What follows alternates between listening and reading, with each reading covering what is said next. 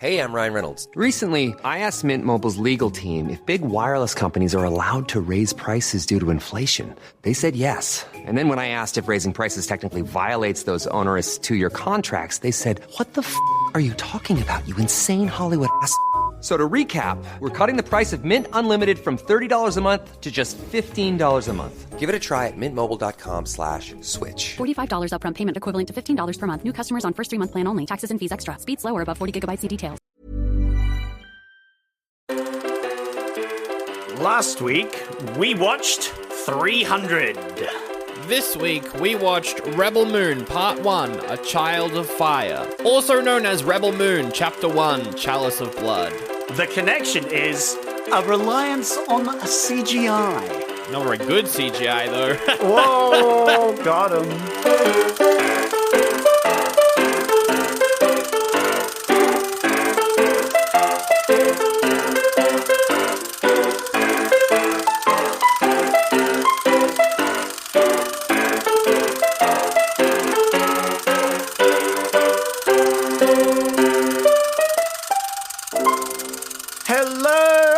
Welcome to Oldie but a Goodie. My name's Zack. My co-host here is named Sandro, and today we are watching the greatest sci-fi movie to ever bless the direct-to-streaming category of your Netflix. Oh my goodness, what incredible, the best movie is that, Zack?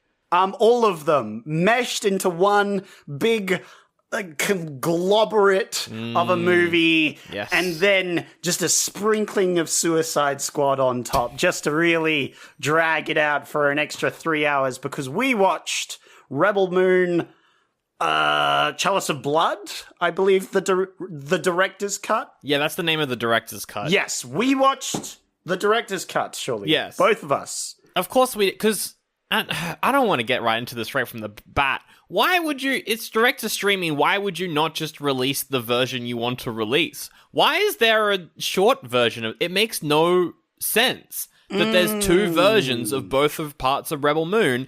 If the idea is to always make the one that he wants to make, why are there two versions that are rated PG? Because they're never going to be in the cinema. I think it's just tradition now, you know? It's just it's like they just gotta do it. Oh, Sandra, I'm not disagreeing with you.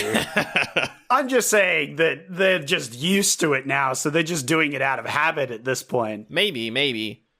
But yes, it's Rebel Moon Part 1, also known as Chapter 1. Zack, you chose this 2 weeks ago. We said last week in the intro, but it wasn't last week. Because this movie was 3.5 hours long, so we took a week off. Yeah. And Zack, before we get into our opinions of the movie, actually, no, one word to wrap up your, to kind of tease your opinions on this movie right up top. What's one word to tease your thoughts on this? One word? Yeah, just one word. Just one word. Disappointing. Oh, nice. What's your one word? Long. I mean, you're not wrong. I mean, that's a very fair criticism. But to people playing along at home, they may be wondering, did I ever get that present that you were going to give me for Christmas? Oh, right. Yeah, I hinted at that at some point. You hinted at that. Yeah, I feel like you should give the closure to that story that people have been waiting 4 weeks to hear. Biting their fingernails. Yeah. Sandro the other day received his Seinfeld branded mug, complete with all 4 cast members looking back at you in that weird pose thing. Yeah. And Sandro was elated with joy. He screamed with happiness. It was actually concerning. We were all worried for him as he belted out, standing there. Yeah, I belted out, Zack! And then one of the other party members suggested that he immediately smash the thing, which I thought was appropriate. For sure, yeah. So if you were playing along at home and you were wondering what the worst gift of all time was, it was a Seinfeld mug. Yeah, because you've got a bajillion mugs. You didn't need an extra mug. No. And you're the biggest fan of Seinfeld. So, it was a natural fit. Yeah, no, definitely. I definitely haven't done stand-up before talking about how much I don't like Seinfeld. I haven't done a whole 5-minute set 10 years ago about that at all. I saw it. As soon as I saw it, I thought of you, Sandro. As soon as I saw it, I'm like, I know what I have to purchase today. It's a Rob Schneider cup. That's what you purchased. Yep. It was a Rob Schneider cup. That cost me a cool $1,000, maybe $2,000. Can't quite remember, exclusive merch. What an incredible purchase that you're going to have to drink out of every time you come over now. It's your mug. It's your mug. Yeah, you're going to inflict that on me every time? That's fair. That seems like a fair punishment. Oh, I'm going to fill it full of cheese, so it's like the show. The show is fine. I just don't like Seinfeld as a comedian. He's terrible. Yeah, that's fair. That's the best. All right, Rebel Moon Part 1, Child of Fire, Zach. Let's get into it. We're going to do non-spoilers and then spoilers. Also, to all the Snyder bros in the audience, sorry in advance. He's got some good ones, but I've got a feeling we're not going to like this one. I feel like I'm going to be a lot more lenient on this film than you are. Maybe. Because I had a lot of things that I liked about this film. Well, go ahead and list the things that you liked that are spoiler-free then. Okay. I liked the universe a lot. Okay. I think that's my number one thing. I was like, this is from Warhammer over here. This is from Star Wars over here. This is from Dune. Very much so. Yeah. Like, there was all these borrowed ideas, and some people might criticize and say, hey, Zack Snyder's just coming in and plagiarizing all the good things. But I counter that point with, good. Like, do that. They're all good. Make something good, right? I guess. I mean, for sure. Plagiarism is good. Change my mind. And we're never going to get a Warhammer TV show because Henry Cavill's a TERF, so why not? Why not? Why not make this one? Look, you might be able to fight off the Schneider fans, but there's no way you're going to fight off the Henry Cavill fans. Oh no, the Henry Cavill fans are coming after me. Well, guess what? He doesn't like The Witcher, actually. It was all lies. How do I know that? Someone on TikTok told me. I don't believe him, but I'm going to regurgitate the facts here. You're so full of it. You are so full of it. He's fine, I guess. He's great. You're a hater. You suck. I mean, he's British, so he's racist. So aside from that.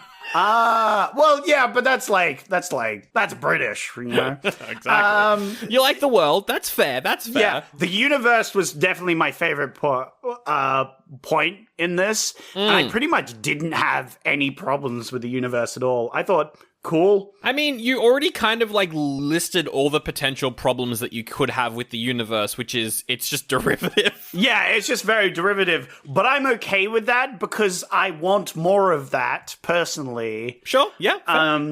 Especially Warhammer, I think is really an untapped visual movie thing, and so I think people are craving that sort of thing. So I think it's a good idea to jump on that train. Other things I liked about it, I thought the visuals were really good. Really? Yeah. Okay. In certain points, look, there's scenes, the plot and where the story goes and the locations aren't exactly the same as the visuals of the ships warping in, right? Right. Okay. All right. I'm saying the big warping in. We see a dream sequence at one point that I thought was pretty cool. I don't want to say any spoilers. Yeah, for sure. But there's some cool visual effects. I thought it was good. It definitely had a bit of that brownie. As soon as we go on a planet, it had that brown that we got so used to. He still hasn't grown out of that in 20 years. I will probably rant about that for 5 minutes. Yeah. For sure. But overall, the visuals weren't really bad for me. Okay. I liked the props and the things they were making up. I was like, that's cool. The practical effects were really solid, for sure. Yeah. There were other things I liked, I'm sure. Okay. I like the lore. That's it. Because I specifically do not want to say I liked the story. I want to say I liked the lore, though. The lore, You liked the story that happened before the story. Yes, I like the story they didn't show, and didn't like the story they showed. Spoiler. There's this whole Emperor plot thing, and it's Empire, and it's sort of Warhammer. There's this, king that rules an empire. It reminded me of a video game called Endless Space, There's an Empire faction, which is my favorite faction in that, which are just essentially a fascist human, dictatorship, right? Yeah. I've played this with you. Yeah. It's a classic sort of trope, but I'm a big fan of it. It's a very classic evil empire sort of thing. Yep. I liked the evil empire. I do not think it was utilized well, but I like the evil empire. Okay, cool. Very good. And that's pretty much all my good points. All right. But I'll talk about them more later, because I think there was redeeming qualities to this. Perhaps not outweighed by the negatives, but, that is my positive viewpoint. And I stand by those. I will stand for Zack Snyder on those points. All right. Well, if you're going to do that, I'll do my positives then. I'll get through my positives. Okay. I liked some of the action. Mm-hmm. In particular, some of the more brutal moments. There was one, I'm not going to spoil it too much, but there was one where there was a laser rifle in a head, and it was in slow motion, and that was gorgeous. So cool. There was quite a lot of gore. And I think we're big fans of gore, you and me. I mean, yeah. Well, this is the R-rated cut. The other version is PG, and I think the gore it's all CGI blood, and it's very distracting. Yeah. Aside from a couple moments here and there that I thought were quite good. I found it very funny. I was this is hilarious stupid. Sometimes. There's one moment where someone gets hit in the head, and you can tell that it's just fucking, it's like Photoshop. The way that the blood spurts. It was so. Anyway, I'm not getting into negatives. I liked some of the action. I thought it was quite nice, quite slick and smooth.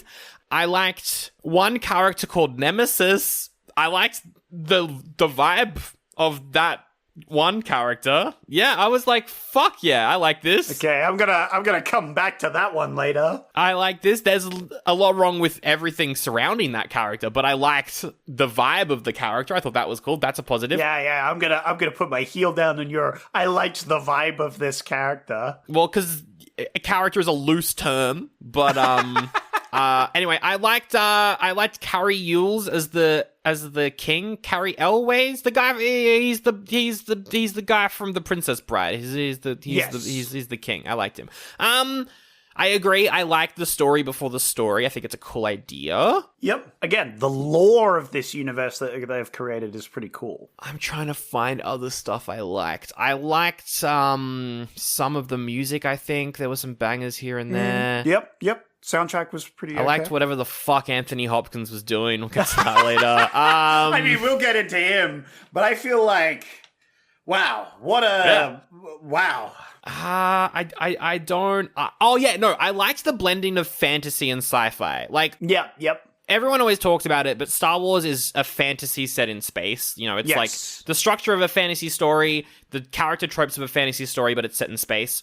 I like that this pushed that even further and visually was almost a fantasy, but was also just kind of in space. I thought that was cool. I enjoyed that aspect, and I think Zack Snyder did a good job at kind of bringing that vision to the screen. Visually, a lot of the characters look like they're cowboys, but they're also in space. It's kind of like Firefly a little bit. I liked that. I liked that vibe. It's got some bits stolen from inspired by Firefly, inspired by Harry Potter almost. Yeah, for sure, definitely. I'm thinking of one specific scene for that one. I'm going through the rest of my notes. I think I might have run out of positives. Sandro? Yeah. Go ahead. With what? Just say what's on your mind. Just let out. Just go ahead. I mean, okay, my one big negative is the gore looked fucking bad. Aside from the points where it didn't, it looked like it looked like a YouTuber had taken scenes from the PG cut and then added gore in for a dumb little YouTube video. It looked like a second... I put that as a positive. It just made it look like an afterthought, and I thought it was fucking weird. You liked the visuals. I disagree. Not that strongly, but I do I think there's some very cool CGI shots here and there, and I think the practical effects are good, but I also think it looks a little bit like shit. I think... That's fair. I think there's some CGI here that looks really bad. There's one scene where there's a hallway, and it's a flashback with the king, and it's just this empty CGI. It looks like Revenge of the Sith. It's fucking awful. It's just this empty CGI hallway with two people walking down, and there's no like reverb on the talking, so it's just kind of like they're in a green screen studio. It was really weird. It is weird. I'll give you that. I think it's very inconsistent, is what I'll say. Yes, definitely. There's like scenes where there's clearly a lot of effort and focus being done. Yeah. Like there's just a scene where they're riding weird alien horses with like weird wood or like horned slat things, and they looked really good. They looked good, yeah. All right, so they put a lot of detail into that, and then there's other scenes, like, as you say, this hallway. Yeah, then there's, like, a potential scene where there's, like, a flying creature, and it looks like green screen from 2010. Like, it's kind of like a mixture, I think. Like, straight from Harry Potter, yeah. Oh, that was your... Yeah, for real. No, you're right. There's a 1-to-1 ratio with that scene to Harry Potter. It is very hit or miss. The color grading, you are correct, it's very brown, but it's so inconsistent. There's one scene where they're in a barn, right? And you've got the color grading of, like, kind of like dark reds, browns, black, and then you cut to like someone else's perspective. It's like you're looking at one character, and then it cuts, and now you're looking at the character they're talking to, and the color grading just switches to now it's bright now, and I don't understand what's going on there. Also, the cinematography is awful. Sandro, you clearly didn't understand, because Zack Snyder was trying to do a visual metaphor there, and it clearly just went over your head. Well, that's the problem here, is that Zack Snyder is the cinematographer, and he knows how to frame a shot in terms of the idea of framing a shot, but I don't know what it is. The cameras he's using are like fisheye lenses. All the edges are blurred for some reason. I hate it. He did it in Army of the Dead as well. Everything looks blurred, and I don't like it. There's one scene where I think it's like one character is sitting down. It's to help you focus in on what's important. No, Sandra. It fucking sucks though, because it doesn't work, because there's a scene where someone is like sitting down on a log. Built for IMAX, you know. If you're not viewing it in IMAX, you really Zach, not this movie went straight experience. to Netflix. You can't use that argument. I would be 100% for that argument if this movie was a movie, not a direct-to-streaming extended TV show miniseries thing, which is essentially what it is. But like, there's a scene where a character is sitting down on a log, and then someone is standing next to them, like standing next to them, but the blur is focused on the middle of the log, and so the person who's standing up, you can't see their face because it's all blurred. It's fucking weird, and it's all throughout the movie, and I hated it. And yeah, the plot is complete garbage, and it's just the first 20 minutes of Suicide Squad stretched out to 4 hours. I will say that I don't disagree with you in any way, shape, or form. And it was kind of painful once I came to that realization. Yeah. I think if I hadn't come to that realization, it would have been better.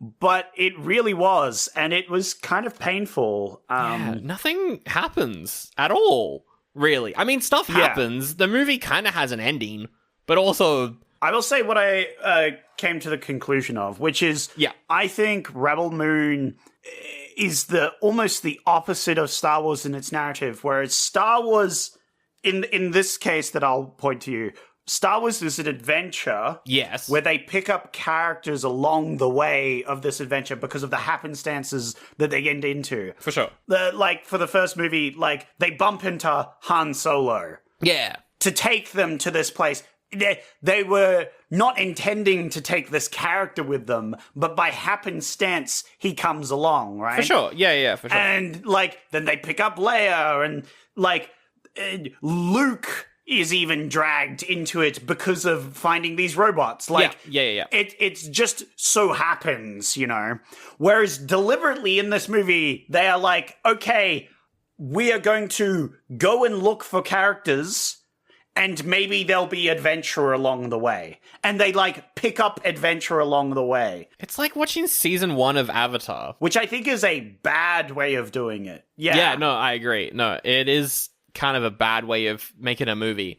In Avatar, they're not always going out actively to look for people. Yeah, that's true. They're just They are literally on an adventure and they pick up characters along the way. And I'm like, there's a reason why, for example, like the Oceans movies, there's a reason why heist movies have montages where they introduce everyone, where you see like maybe a minute here and there. Even Suicide Squad did a montage.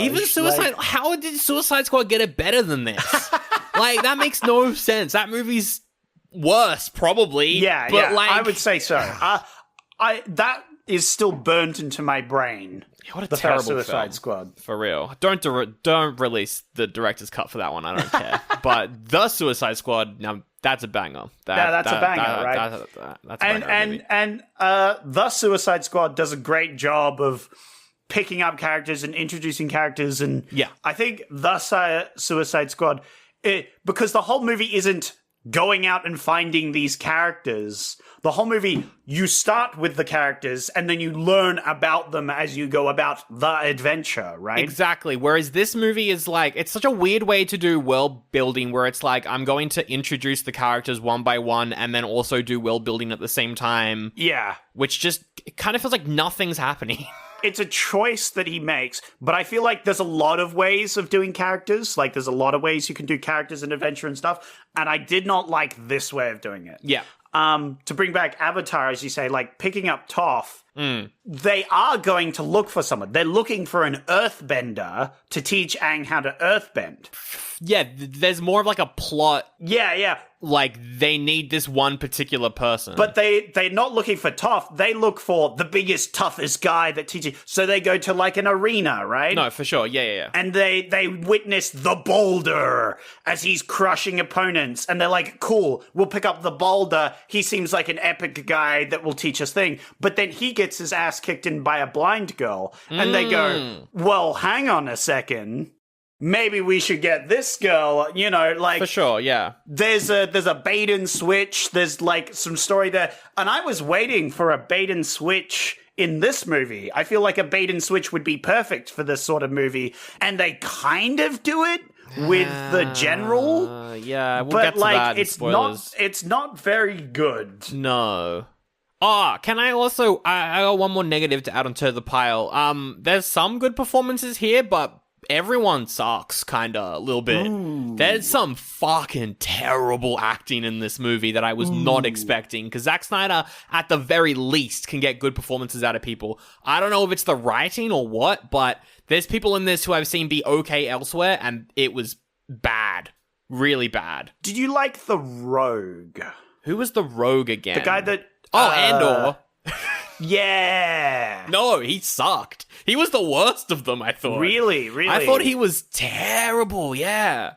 And also, it looked like they just did his makeup like Andor. He's not the guy who plays Andor, but my partner got confused and thought that he was because the makeup and the costumes is just Andor. And I was like, that's weird. And then he's there and he's like, I'm a bad actor. I'm like, I don't like this. Well, yeah, I still haven't seen Andor, and I know I need to do that. I need to do that. That's on me. I know. No, I need to get back into the Star Wars universe. And this is kind of inspiring me to get back into the Star Wars universe. Watch something a little bit better, but also maybe worse sometimes as well. Yeah. But, like, so I don't know if we're talking about the same one. Well, we'll get into spoilers, but I guess I liked his arc, although it didn't make much sense in the end. I don't know. You're talking about the guy who's, who starts off with her, right? One of the guys who's there from not Andor. I'm talking about that gives them the ship. They're Han Solo guy. Yeah. With the accent. Mr. Accent Man. Yes, Mr. Accent Man. I thought he was bad as well. So. Yeah. That's fair. I liked his character the most out of all of them, though. Yeah. But I guess we'll get into it. I think I'm just going to put this out. My biggest complaint is the characters. I was going to say, you need to do your negatives now. Yeah. That is my biggest complaint, is the characters. And I think it really didn't help the way Zack Snyder did the story. Because, as we said, the story is them sort of picking up these characters. It's so interesting, right? Because I literally just played Dragon Age Origins, and that whole game is going from city to city, and you're picking up your team. Over the course of, 40 hours, you're slowly picking up team members and stuff. Yet that it almost feels more natural than this. Even though it's the same thing. But Sandro, yes, it is more natural. It is more natural. Do you know why, Sandro? Why is it more natural? Because you weren't going to the location to pick up this person. You were going to the location to do something else and then just so happened to pick up this character along the way. Yeah. Because that is naturally how you pick up people. You don't go, all right, we need to find this specific famous person for this specific reason because they're this person. All right, we've done that. Now we need to go pick up this person because they're this person and this person. All right, and now we need to go pick up this person because of this. Like, that's not how the game is played out. It's like, hey, we need to go do this because otherwise we're gonna get our asses kicked. For sure. Oh, hey, we meet this person, and they're like, hey, our cause is pretty good, let me join up. And then it's like, that's how you pick up characters. It's more of a quest rather than the prelude to a quest, which is kind of what this feels like. Well, yeah, the whole film feels like a prelude to a quest, which is very odd, and it feels weird, and it just... because it's so long. Yeah. Because the movie is 3 hours and it's just doing this over and over again. It's ad nauseum. Do you feel like it's too long? I feel like it's too long because of the story he chose. Like, yeah. I love the universe and all these, you know. Sure. Fair. I was a big fan of the actions, and, you know... And like the bloody gore, I found very funny. It was very trauma. Yeah, because it looked bad. That's why it was trauma. Yeah, right. Like, but hey, Sandra, I don't know if you know, I'm a big fan of trauma. That's right. We love trauma here. I can turn on the trauma part of my brain to translate this into funny. That's true. I kind of liked the villain, but I also had a lot of problems with him. Yeah, me too. But like. Yeah, like, all the bad guys I had a problem with because they are, spoiler, they're incompetent as fuck. Yeah. Which was quite disappointing. For sure. At least in Star Wars, it's like, they may be incompetent. Darth Vader's even incompetent to a certain point, but at least he's, like, scary. Yeah, but there's incompetency for a reason. Yes. Which is... with a larger empire, the larger your empire gets, the harder it is to control the outer reaches of your empire. And I feel that's explored well in Star Wars. Whereas in this, I mean, we'll get into it later, but yeah, there was some inconsistencies. Yes. Well, what's some more negatives? More negatives. Characters are bad. Did I mention that one? You did mention that one, yeah. You did mention that. Yeah. I don't know if I have more negatives. Really, my main point is the character's bad. How about you do your negatives, and I'll pick up on your negatives being like, oh yeah, no, that was pretty bad. I think I went through all my negatives. I don't think I've got many left. Oh, I didn't like how this movie was like... You know, everyone always is like, Zack Snyder hates women because all his movies are women being in pain and getting assaulted and stuff.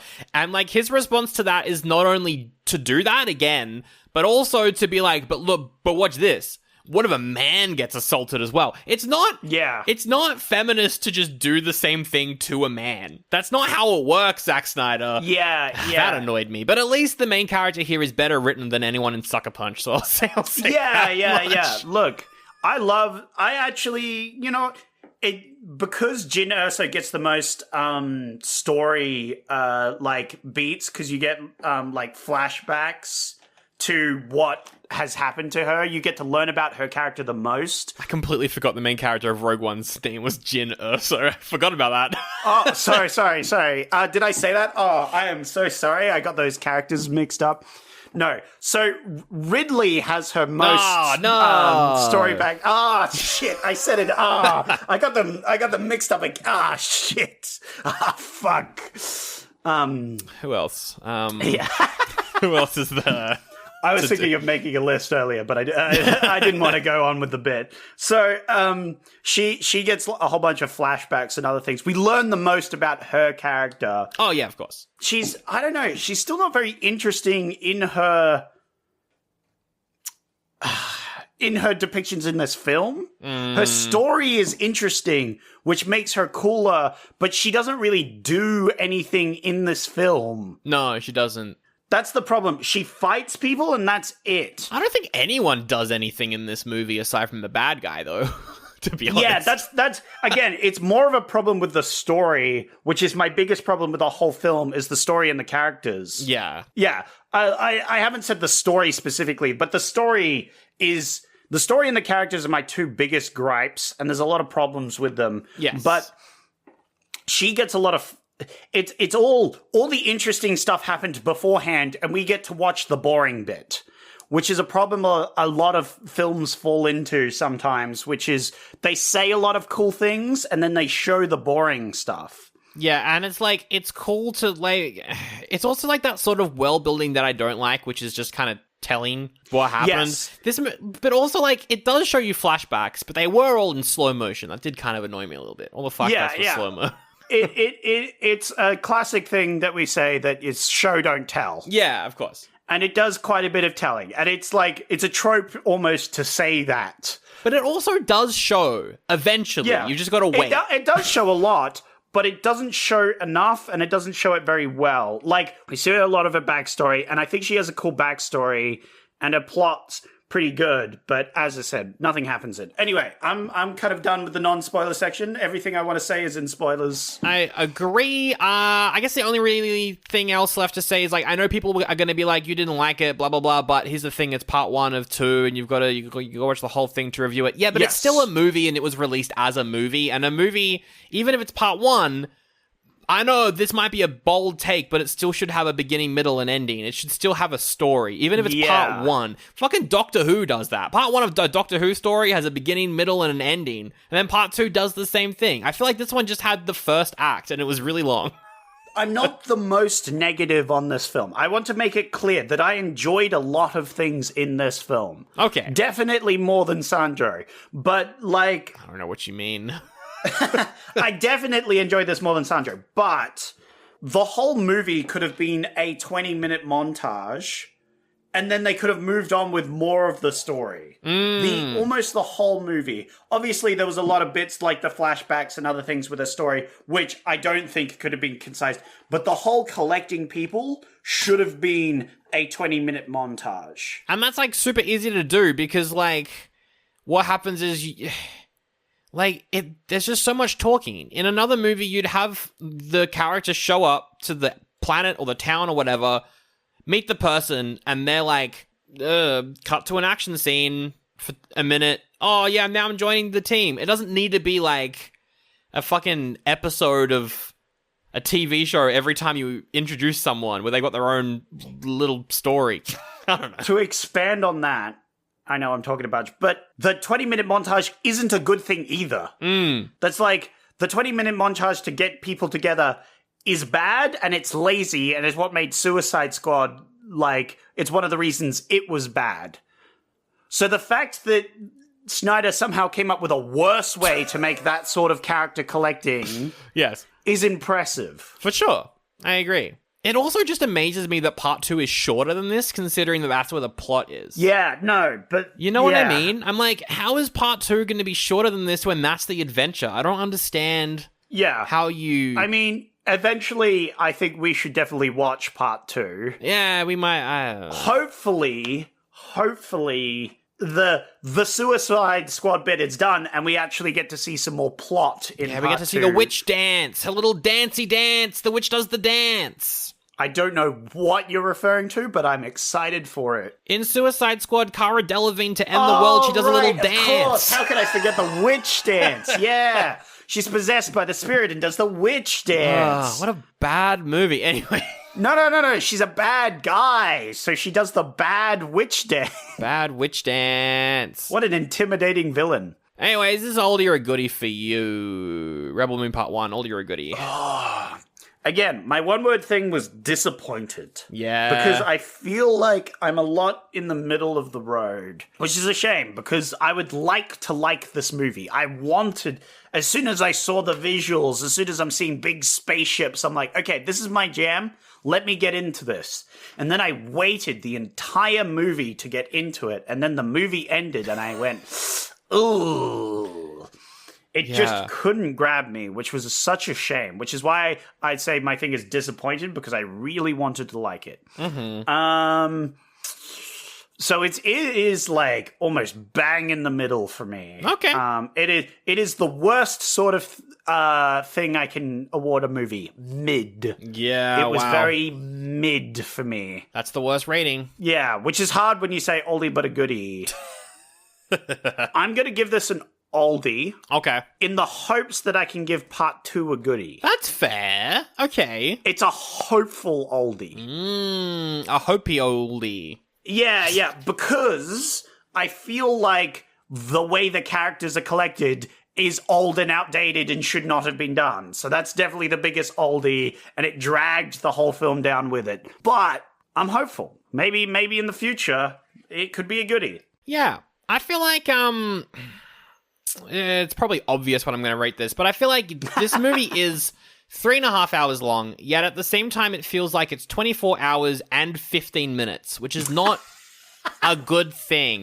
It doesn't feel, when like you get to the end of like Avatar 2, and you're like, I just watched, like that was long, but I watched a movie, and you feel accomplished, you got like the dopamine, even though it like ends on a cliffhanger potentially. I don't really remember how Avatar 2 ended, but like specifically which Avatar are you talking about? Avatar 2, Way of the Water, not number 1. Way of the Water. Okay, yeah. Way of the Water. One of my favorite Avatar films of all time, I would say. Possibly, in fact, I think it is my favorite Avatar film. I agree with that. Compared to The Last Airbender and Avatar 2009, it's the best of those. Absolutely. Of those three. And I went into that film with the lowest expectations, and I came out... For sure. The fact that we had fucking... Avatar just commandos coming in, blowing shit up, was amazing. Incredible. I cannot wait for Avatar 3, the Firebenders, or whatever the fuck he calls it, No, for sure, I agree. But, like, that's the thing is, like, at the end of those movies, you're like, whoa, that was a movie, and I watched a movie, and I feel like I've watched a movie, and I've got that rush of, like, I've watched it. But with this one, I was like, oh, okay, did I watch a movie? I don't care. I feel nothing. The ending particularly does not do it any favors. No. But anyway. So, like, for those reasons and all of the negatives that I brought up, despite some of the goodies, again, I like the character's vibe of Nemesis. I like her vibe. That's about it. I just like the vibe. We will talk about Nemesis soon, then. I'm going to give it an oldie. Very good. Oldie and oldie. All right, Zach, tagline time. Got to guess the All right, tagline. Give me some taglines. There's 2 taglines. Number 1, war comes to every world. Yeah. I'll give it a shaky thumbs up. That's pretty good. I'm down for it. And the final one, there are no heroes, only rebels. Ooh. Ooh. I'm going to give that one a thumbs down. Ooh. That one hit me like a sack of bricks. What about the bad guys? Are they rebels? There are no heroes only. But the bad guys aren't heroes, Zach, because it's still Star Wars rules, so there's no shades of grey. When they killed off some of the good guys, I was pretty rooting for them. Oh, spoiler. XD Lamau. Yep. The time has finally come. It has been 2 years in the making, but finally, I'm Sally McSeller, I'm an American, and I'm here to tell you that Sandro and Zach have finished the Friday the 13th series over on Patreon. They've done all 12 movies, and they're wrapping it up this month with the brand new episode on Friday the 13th, 2009, the remake produced by Michael Bay. Here's a clip. It annoyed me because they had the rehash of the plot at the very start. You had that little cutscene where we see Mum die. Yeah, they reshoot the ending of the original movie with Mum. And then later on they have a character talk about it and repeat the intro again. And I was like, I know, you just showed me that movie. You don't need to tell me again. No, but Zach, it was funny in that scene because they were sitting around a campfire talking about it. So it was meta, actually. Well, that sure sounds like it was a fun review. A fun watch? I don't know. You'll have to listen in to find out if it's a good one at patreon.com/Oldie But a Goodie Pod, where you can get all 12 episodes of the Friday the 13th mega series by Sandro and Zach. So many highs and probably even more lows. You can also get ad-free episodes up there. That's patreon.com/Oldie But a Goodie Pod. And if you just want the Friday the 13th series, it's currently all in one collection, a little bit cheaper than usual, so go check that out. I've run out of music, so I'm gonna go now. I'm an American. Yeehaw! We're jumping into spoilers now? Let's do some spoilers. Yeah, let's do spoilers. Yeah. And now that we're in the spoiler section, Okay. is there any big differences between this movie and the non-director's cut that we everything. should know about? It's okay. It's an hour and 15 minutes longer. It adds all the world building. The parts I liked? I think it obviously makes it gorier, but it just adds like the theatrical version doesn't, like, we don't even need to talk about it because it doesn't matter, because this is the version of the movie, and the PG cut is just, I assume this, but way worse is, You talked about it before, but I know why there's a cut, because making it PG makes you more money. Because an R-rated film makes you less money. I mean, that's true, but it's also Netflix, though. Yes. Obviously, there's Netflix and other things that is where the argument fails, but it's definitely, that's why they did it, because they wanted to make a PC version, because a PG, I should say. Zack Snyder, this movie is very, very not PC. It says it like it is. Because maybe they wanted to release it on DVD or something. Maybe, but that's why they did it, for sure. I just think it's, like, kind of weird, because, like, the reason why we have the Snyder cuts of Batman vs. Superman and Justice League is because Warner Brothers were actively trying to shape his movies into something that they weren't. That's why they exist. But with this, he has full creative freedom and Netflix money to do whatever he wants, and he still decides to release PG versions that don't include all his world building and all of the context and everything that makes his movies just a little bit more interesting. I don't understand it from an artistic point of view. I just think it's a weird choice. And again, it doesn't work for me, because why would I watch a 2.5 hour version of a movie when I know that the longer and better version is going to be out in a couple months? You know what I mean? That's why I didn't watch this when it came out, because why would I watch the version that's not the director's cut when I already know that the director's cut's coming out? Because we knew that before any of these were out, that we'd be getting 2 versions of each of them. So why would I watch the original one? I value my time. Why would I watch that? Because the first one's shorter, so that's true. why you value your time, That's right? a good point. But no, you're right. It's stupid. It's very stupid. we'll get into spoilers, but very quickly, I just want to say, do you know the story behind this movie? Do you know why this movie exists? I'm going to say I probably heard it, but I couldn't tell you off the top of my head.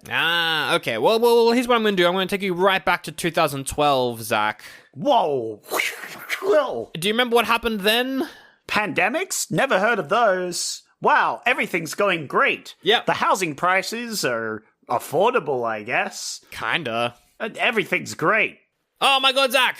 It's me! It's me, I'm younger, it's 2012. It's me, I'm younger, it's 2012, Zach! What? Jesus Christ, you sound terrifying. My voice hasn't changed at all. What happened there? Oh, jeez. Hi, younger Sandro. What can you do for me? Zach, look at this. I'm on BuzzFeed Movie News and BuzzFeed Movie News, the #1 stop for movie news that everyone goes to. The Walt Disney Corporation just bought Star Wars. What? They did? Yeah. I forgot that happened at some point. Cut to Zack Snyder's office. Zack Snyder.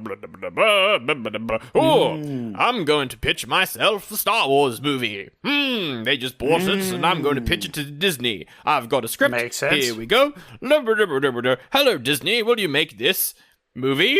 Oh, hello there. Let me take a look. Ugh, what the fuck is this? Absolutely not. Get the fuck out of here, Zach. What the? Stop breaking into our offices. We've told you before to just leave us alone. We gotta call the police if you do it again. Get out. I'm Zack Snyder, and now I've got a plan, and I'm gonna make my Star Wars movie, but I'm gonna make it with boobs and blood and with sex and with swearing, human swearing. So Doesn't make any un-Disney. fucking sense. But they say I think they say cunt in this. It makes no fucking sense. Why do they say that in space? That was definitely a highlight of this film. That was definitely a positive in my book. That's the story of how this was made. That's what happened. Very good, very good. That made sense. I saw where this was going, and so I figured it out. But yeah, he just made his own Star Wars. This was meant to be Star Wars. This was one of the options that Walt Disney had for The Force Awakens, and I think they chose the better one. I like Force Awakens at least. Out of that trilogy. I think here's the thing. Maybe Zack Schneider's one could have been good if they, because if you have the Disney strings to pull on Zack. If you had some no-men mixed in there. Yeah, some no-men essentially, right? For sure. Then maybe like in a different timeline, we get a really cool, like gritty, like we get an Andor. Oh, but true. It's the movies, right? The main line, right? Yeah, I do love me some Andor. Maybe. We'll never know. No, we'll never know. But also, like, there's so much in this movie. The first, 20 minutes is, kind of like a flashback to the bad guy taking over a planet. And it is kind of just the beginning of Force Awakens, almost down to how all the shots are framed. So I'm like, did maybe they take some notes from Zack Snyder's script for their script, or is that just how you start a Star Wars movie? I don't know, but it's very interesting how the similarities pop up when you compare them. I'll tell you, Sandra, I wouldn't ask Disney on how to make a Star Wars film. They barely can make them anymore. Fuck, I hate Rise of Skywalker. What a terrible movie. What an awful film. Yeah, man, what a disaster. Just... 1, give it more time to bake. 2, come up with a plan before you make the movies. Good lord. Also, that movie kind of had the same plot as this one, and that's a bunch of fetch quests. Yep. Rise of Skywalker is just, we gotta get the key to the thing, and then go to the thing and unlock that thing, and then this thing, and then there's another thing, and then I'm related to Palpatine. What the fuck? Where'd that come from? How much do writers, cost? How, I don't know, man. Maybe we shouldn't pay them. Maybe we should, and that's the story of how the writer's strike happened. That's what that was. Anyway, we should start this film, right? Yeah. So, Leia Organa is Zach, that's the wrong one. Fuck. We should start this film. Again. So, Jyn Erso is on a planet with Mads Mikkelsen. And No! So, yeah. Miss Marvel is tending to some horses, and she's like, she grabs a whole bunch of dirt and she gives it a big old sniff. I don't remember how Miss Marvel starts. Wait, Captain Marvel. Miss Marvel is the TV show version. I like that one. No, I said Miss Marvel. I was going to get to Captain Marvel later. Oh, gotcha. That was my follow-up joke to that one. The plot of this movie's too long to go through, but also, is it? I don't know. It's pretty... There's not much here. We can jump to points, because the thing is, nothing happens in the film, so it's quite easy to jump to points. We could honestly just talk about characters, and that'd probably cover everything, to be honest. Well, I think the intro is important because it's important that we point out that she grabs a whole bunch of dirt and just sniffs it, Sandra. She just grabs a big fist. It's right at the start of the film. She's doing some basic farming. Oh, you mean after the 20-minute long cold opening? Oh, yeah. Yeah. I was just skipping the whole cold opening. I thought the cold opening was really interesting because it started and immediately I was like, oh, you got the wrong lesson from Dune. You got the wrong lesson in making sci-fi planets look like East Asia and the Middle East and just kind of making them look like a bunch of genocides and stuff. You kind of got the wrong lesson from that. But then a cute little creature blew up a bunch of people, so that won me over. Yeah. Look, I liked the cold opening. That's fine. I liked the cold opening. You had the bad guys, and you're establishing them as bad. Oh, yeah. And you have, the rebels fighting it out. There was definitely a racist element to this that is persistent throughout the entire film. Is the stereotypes that it's sort of infesting the film. I feel like Snyder was a little bit too influenced by Kurosawa at points here, where it felt racist Kind of like when Avril Lavigne made that Hello Kitty song. It's like, is this cultural appropriation or is this cultural appreciation? It's definitely the first one. It's definitely the first one, but because we get a war scene, we get some random dude fighting off some stormtroopers, and one of my gripes, which I couldn't talk about in the non-spoiler section, is almost immediately in this film that I couldn't talk about, which is all the people with guns run headfirst towards each other in a firefight. There's no backing up. There's no, like, taking positions. There's no nothing. People, like, pop out of positions and run, bolt, like, charging forward in a firefight to shoot each other. Oh, once you notice it, Sandro, you can't stop seeing it because people with guns keep running towards each other. Look, the bad guys don't do it too much. Okay. But the main characters do it all the time, and it sucks, and I hated it because I noticed it immediately and I couldn't unsee it. No, the bad guys suffer from the fact that they are stormtroopers and are just the stupidest fighters I've ever seen. They are getting absolutely slaughtered by like two individuals because they keep just casually walking forward shooting. They do instead that. of taking cover or anything. They do that a lot. They also have stormtrooper aim, but you know. Like, we can forgive a bit of stormtrooper aim. I agree. I agree. I will say that, like, the bad guys, it kind of flip-flops with me. I don't find them very scary. I find the main bad guy, Mr. Noble, Admiral Noble or whatever, he just looks like a Peaky Blinder, and it made me laugh the whole time. It took me right out of the movie. He's not very threatening. Yeah, but I think that's part of his charm, almost, is the Peaky Blinder aspect. I liked that. Okay. I liked his character in a lot of places. I also disliked his character in a lot of places. I like him being an irredeemable bad guy. He 100% is irredeemable, for sure. Right? Like, he's just a really bad guy. He's just an asshole. Yeah, right? Like, he says a lot of things, but that can also build there's a scene later on which I think he is really good. Okay. He's really great. Okay. And I thought the actor wasn't too bad for him either. I think he plays it quite well. Out of all of the actors in this, I think he's one of the better ones. Like, there's some bad performances in this, and I think he was okay. I think he portrays the character that he is given perfectly. And it's not necessarily the best character, but I think he displays it really well. And I feel like he's not really, like, he's not a Darth Vader. He's Domhnall Gleeson from, like, the first, like, he's like the Death Star commander. That's who he is. Exactly. Yeah. And I kind of like that. And he's got his cane, and he hits people with it. I'm like, fuck yeah, he's hitting people with the cane. Yeah, this like, is stupid. Yeah. There's a lot of good things in this. So we have this firefight, and it's like every fight that makes me cringe because a lot of people with laser guns running towards each other.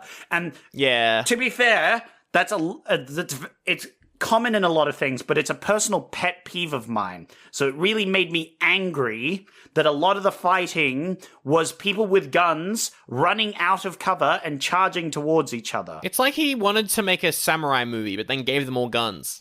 Yes. Well, that's exactly the problem, right? Yeah, for sure. He forgets that the Jedi run in because they have laser deflecting super blades and magic powers, whereas these people are meant to be combat proficient. Why is the main character running in, like, charging forward with her laser gun shooting people? Because she's really cool and has the power of slow-mo whenever she does it.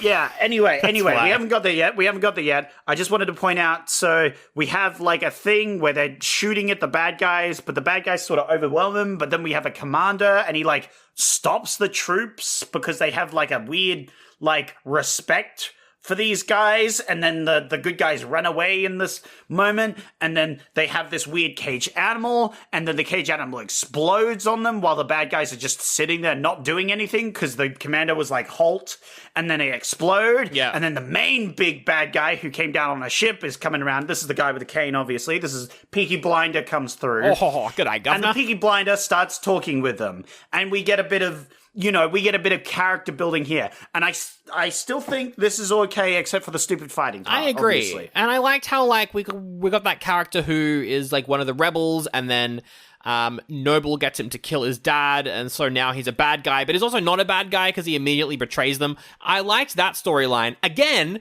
this is just the character of Finn, kinda. What's going on here? What's happening here a little bit? What's going on here? This is Star Wars. He's stealing from other movies. But, no, but that's the good part. The problem with that character, and I guess I'll bring it up now, is we never see him again after this. And all of his scenes were in the extended cut, so he's not even in the original.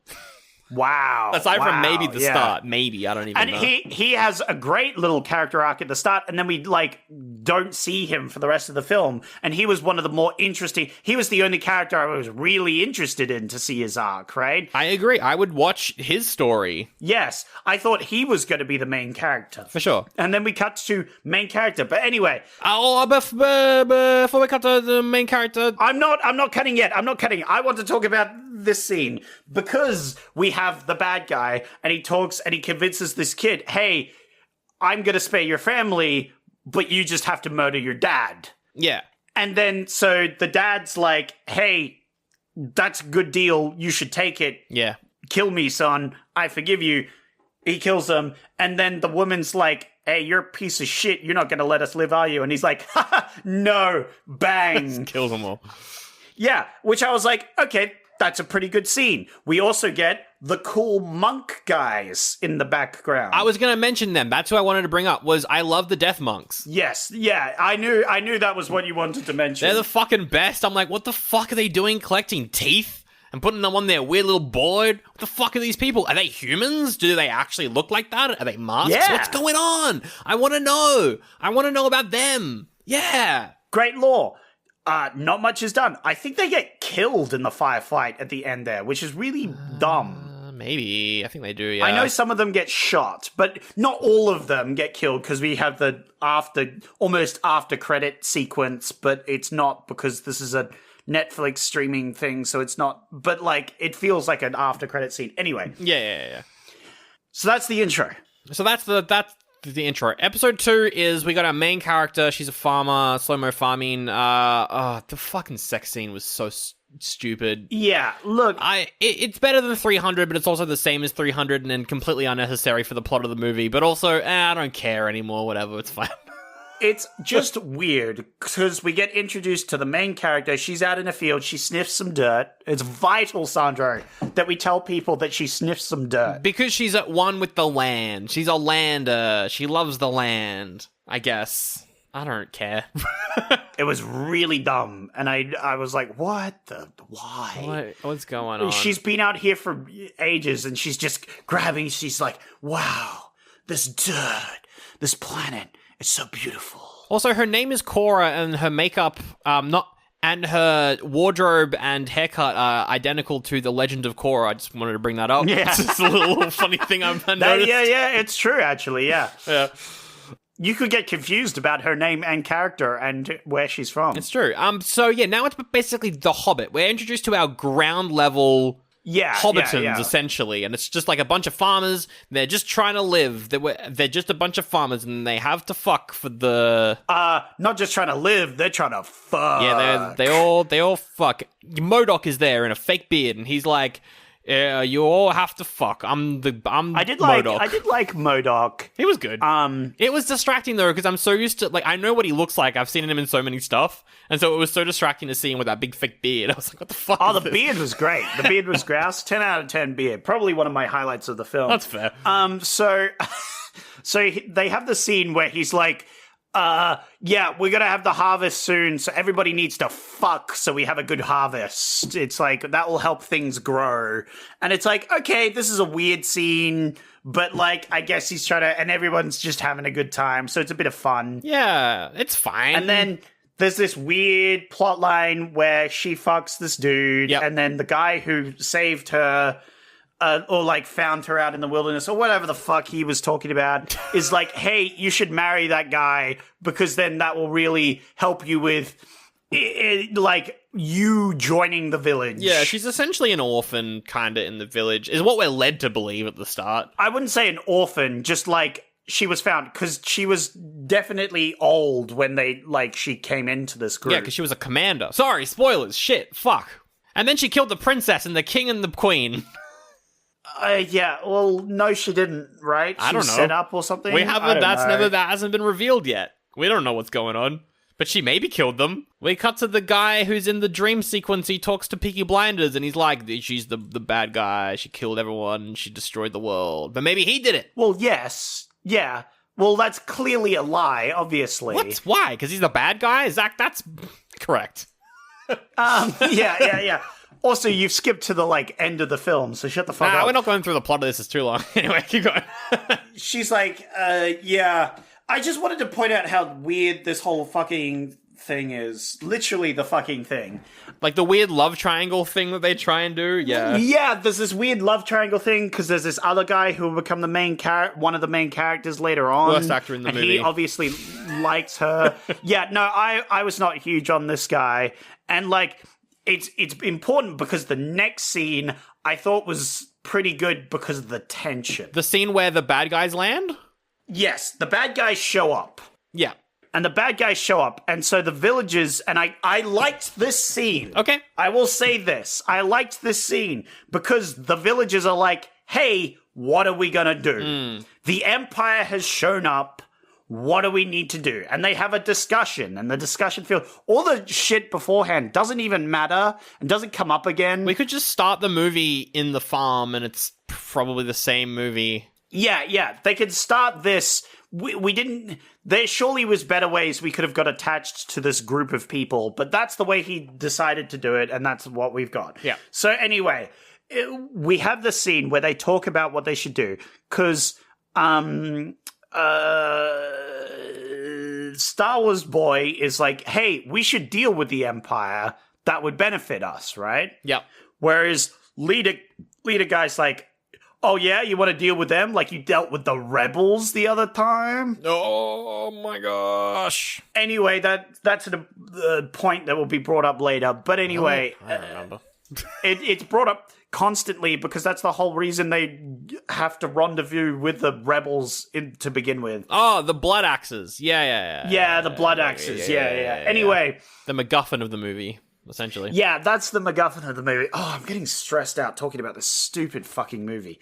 So much plot that doesn't matter. Yeah, no, I'm really getting too deep into this stupid thing. But the important thing is, he wants to deal with... And Jyn Erso is like, no, I don't want to deal with them. They're pieces of shit. They're the Empire, right? Yeah, but he's like, maybe we can reason with them. And it's like, yeah, framed in a way that you're meant to be like, oh, he doesn't know any better.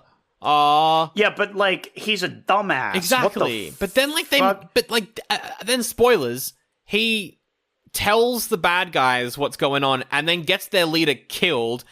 But then he joins the gang? But I will say the leader is also a dumbass. I mean, true. MODOK is pretty stupid. Both of them are really dumb. Okay, because bad guy waltzes in. Yes. Bad guy is very cordial, which is very sinister because we have already seen him be a bad guy. Exactly. So I think that's a great cinematic thing of we start to feel a bit of tension now.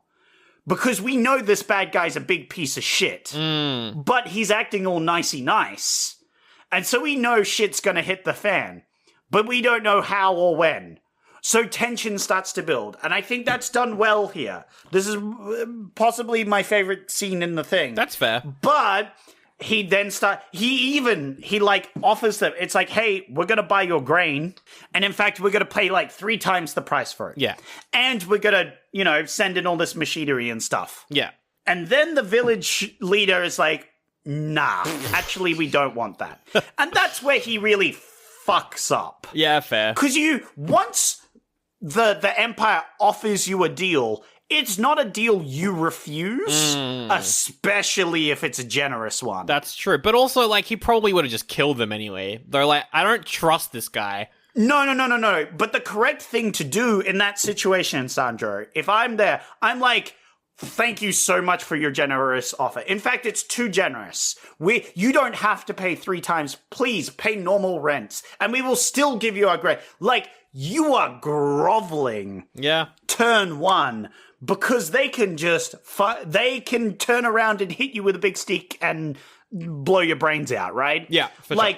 He should have accepted their offer and tried to make it better for the Empire. Like, he should have been on his hands and knees. But instead, he's friendly, but friendly refusal. And as soon as he did that, I'm like, you are fucked. You are fucked up, because it's obvious that this psychopath over here would be very much offended. For sure. But it gets worse, because then, of course, other guy, dipshit over here, goes and blabs. Yeah, he tells everyone what's going on, and then the bad guy's like, well, now I'm gonna kill the leader. Yeah. So he kills the leader, and then Andor's like, fuck.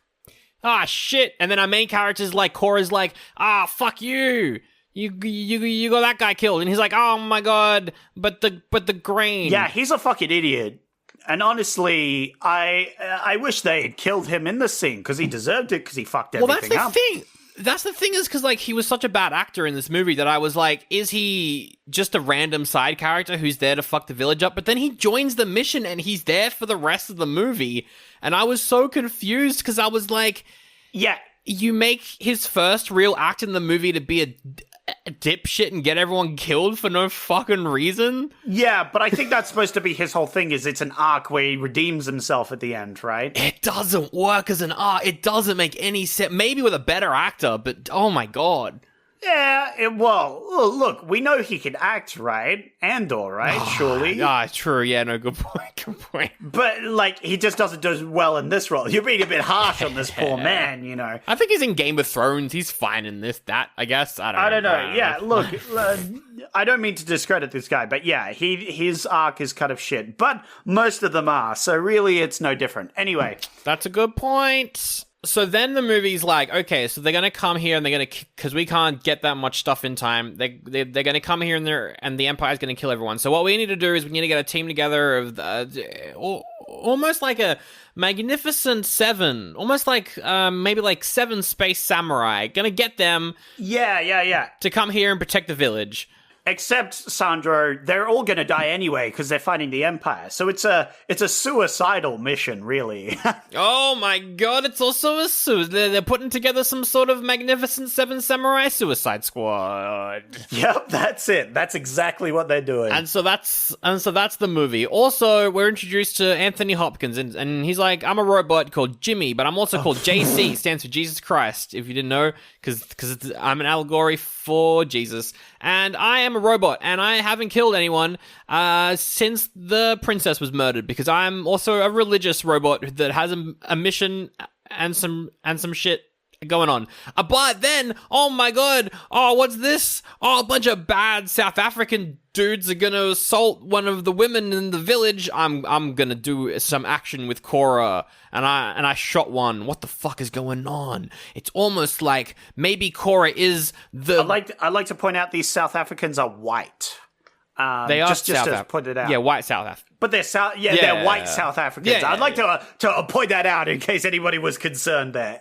So that's the thing. That's one of the racist, like, stereotype things that they have in this, and it's weird. And so the bad guys have a little base that they set up at this thing, which they kill all the people, the bad guys in the base, because they're very rapey. Yeah. And so they need to die. So that's good. They die, whatever.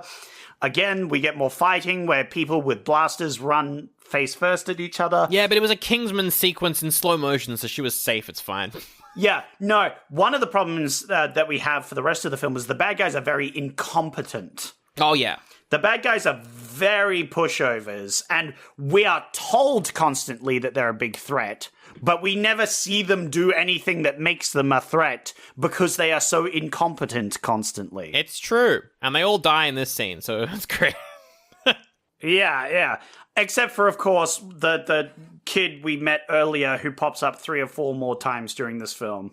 Oh, yeah, he helps him. He betrays all the other soldiers to help him. Yeah, because why wouldn't he? Because we haven't seen anything else. No, for sure. I thought it would have been more interesting if he was, on the bad guy's side for most of it, right? I agree. And then how interesting is it that we never see him again, yet we always keep cutting to Anthony Hopkins like he's fucking David Attenborough going, and that's when I was in the army as the kid and the world, and... It's frustrating because he does some great lore dumps, and I think he's a really cool and interesting character. Yeah, I agree. That does some cool and interesting things. But he doesn't go on the big adventure. He's stuck back at the thing that we don't care about because I don't give a shit about this village. For real. And like, we keep cutting back to this village doing jack shit all because it's not part of the adventure for no apparent reason, just so they can lore dump to you. I'm like, why the fuck are we cutting back here? Why isn't the robot coming with them to help them? Why is he just sitting around being philosophizing so he can be a Jesus allegory? He's like this. He's like, and I was the butterfly, and the world was the cocoon, and I burst through the world, and I put on some deer antlers, and I look cool now, and I am the Anthony Hopkins I was in Transformers 5. I liked his character. I thought it was cool. He just does nothing. It's frustrating. He better do something in part 2. If he doesn't, I'm gonna rate it worse than an oldie. If we ever do it. Yeah. It's very frustrating watching this film because they have these good characters and do nothing. He literally does nothing in this film. He just talks a lot. But his story is cool. They just don't do anything. He shoots one guy in the film, and that's all he does. It's almost like this is part 1 of 2, but also make your movie a movie. As well. Oh, so annoying. Anyway, we go to pick up characters. First character we... No, wait, Zach, I got more things to mention. I wanted to quickly segue into more lore stuff, particularly... That's fair. I did rant for a while. Particularly, I guess, the technology side of things, because this movie does borrow a lot from Dune, obviously, because it's a sci-fi, but also, in terms of, its relationship to robots, it's quite Dune-esque. We never see robots in Dune because of the Butlerian War. However, this movie... is but what if we're just kind of coming out of that a little bit and there's still some robots everywhere. I liked how the bad guy's ship runs on bodies. Fuck yeah, their ships run on dead bodies. I mean, yeah, this is the bad guy ship, probably one of my top 10 things in this film. It was pretty sick. Really cool. I enjoyed it a lot. It's really gruesome for no reason. It's just fucked. It's nightmare fuel. It looks like it was designed by... It looks like if you gave AI a bunch of concept art for the Dune movie that was going to be made in the 70s that then became Alien. Yeah. If you gave it all that concept art and was make a new sci-fi movie, it would give you all of this, and you'd be like, fuck yeah. It's cool because I don't think, and this is my theory on it, and I have a theory on it because it's so cool because I was thinking about it, right? The ship isn't fueled so much by the bodies. They need the biomass specifically for the warp engine. Yeah, for sure. And the warp engine is one of the coolest bits of lore that they put in. And they need the biomatter for the, spiritual energy that they have or whatever, the biomass that powers their great, giant, doll head organism consciousness, which is the force that allows them to rip open space to move their ships through. Which I will say is a plot point of the entire Star Wars The High Republic series of novels. That's the whole point of those, is that there's bad guys and they have an old woman hooked up to a ship and she uses this early version of the Force to create hyperspace. That's the plot of all... sorry to spoil it. That's the plot of all of those books, at least the first 6 that I read or whatever. That's the plot of a lot of them. Yep. And that was very interesting that was in this, because I was I'm sure he ripped that straight out of Star Wars, 100%. But it's a cool idea. It's also similar to Dune with the Spacefaring Guild and the... Yes. What are they called? The Spacefarer guys? I forget. I love how David Lynch portrayed them, though. That was so sick. Yeah. the giant fetus creatures are great. But it's also similar to that, except without the, instead of a spice dependency, it's almost like a body dependency. That's my theory anyway. It's more metal, for sure. Yeah, it's not confirmed in the film, but obviously it wouldn't make sense for, power to be got from bodies. Yeah.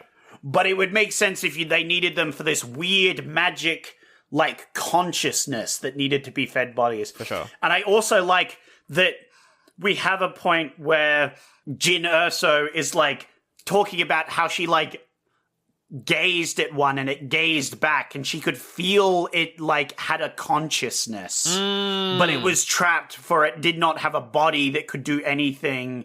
And at one point we do see it cry, although it's not a well placed scene. No, right at the end. I think the cry, it's right at the end, and it's a cool bit of like visuals. I think the visuals are amazing for it. I agree. And they were one of my top, and I love this bit, but we don't get into it too much. But I wished that would have been more of a plot point, because I love these weird, like, that's the definitely like the fantasy space thing. It reminds me of one of my favorite steampunk books, where they have these like half Leviathan, half airship creatures, which are like literal living vehicles. Hell yeah. No, I love that. Where you have to do maintenance on a actual living creature. I love that as a concept. I agree.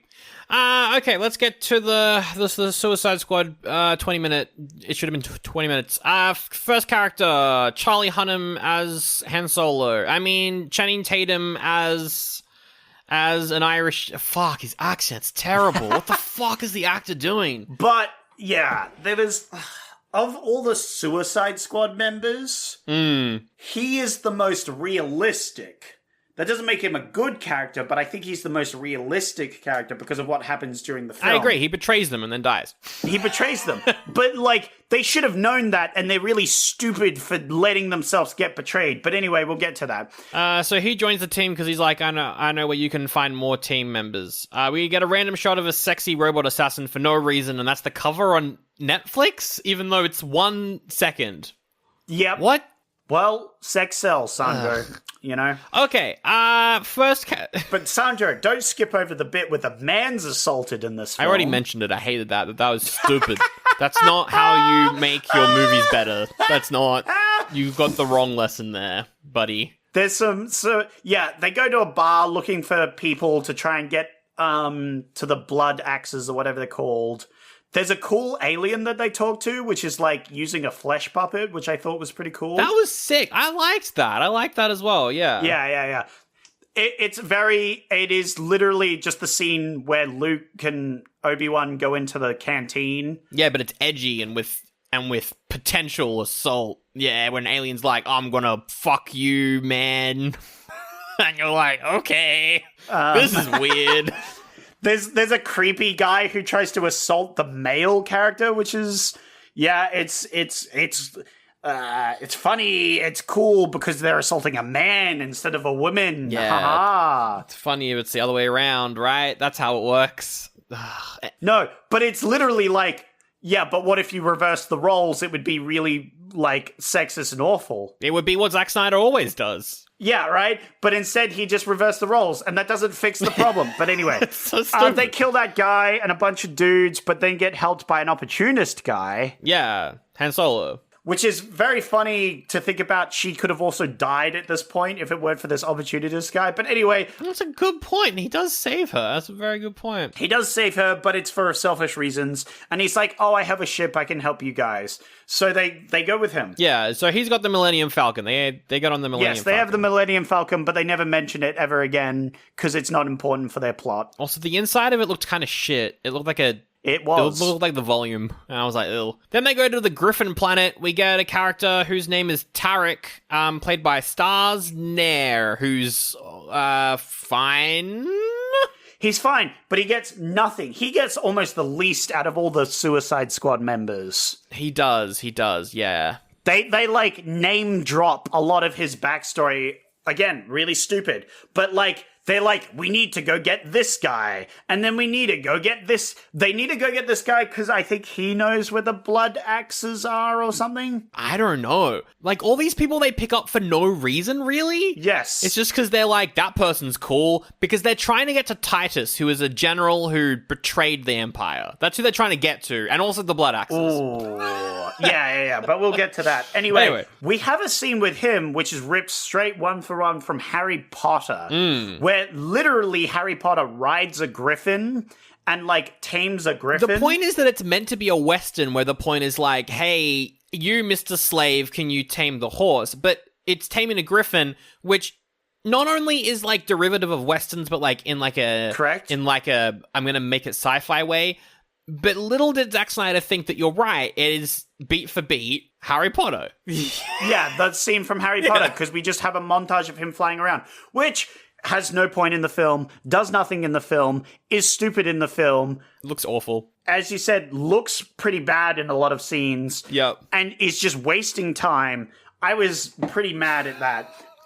Pretty but bad. also, like, the whole scene is like, they come up to this guy, he's like, yeah, this guy's paying off his debt. Yeah. But if he tames this griffin, you can take him away. Yeah. And it's like, he does, and then he gets killed randomly, so that whole point was mute, because they could have just killed the guy and left. Because he got the griffin to kill him, because he got the griffin to appreciate freedom, so the griffin killed the slaver man. Yeah, but, like, why couldn't they have just, like, attacked them and broken out? Because Zack Snyder wanted to be edgy and show more gore. I don't know. It's so fucking stupid. This whole thing makes no sense. Also, why are they only visiting desert planets? This is 3 planets we've been to now, and they're all deserts. Because it saves money on sets. I hate that you're right.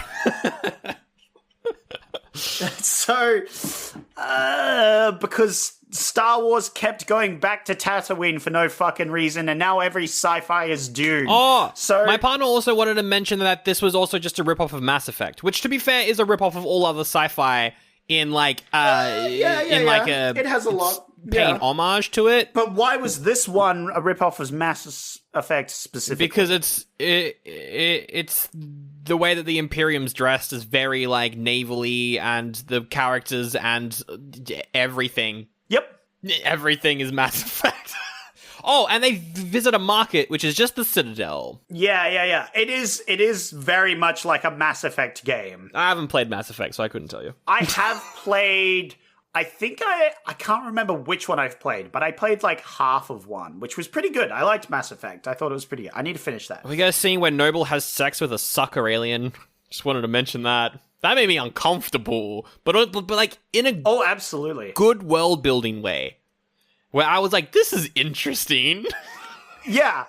You know what? I also think that was a positive of this Yeah, film. cool. Good Zack to know. Snyder, you can put more tentacle hentai in your films. I'm down with it. I was like, you know who your audience is, Zack Snyder, putting this tentacle shit in here, and usually I would be against it, but this time this is fun. I'm glad we can both agree that the bad guy getting tentacle fucked by a weird creature was a positive in this film.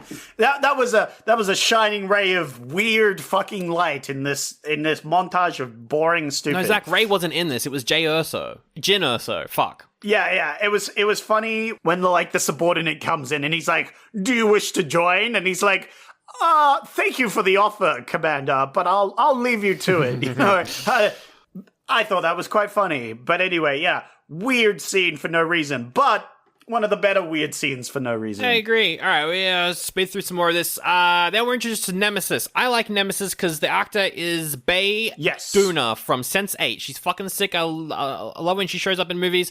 She's so cool. Her presence on screen as this like cyborg samurai was fucking awesome. She's got laser swords. She's sick. Yep. She's so cool.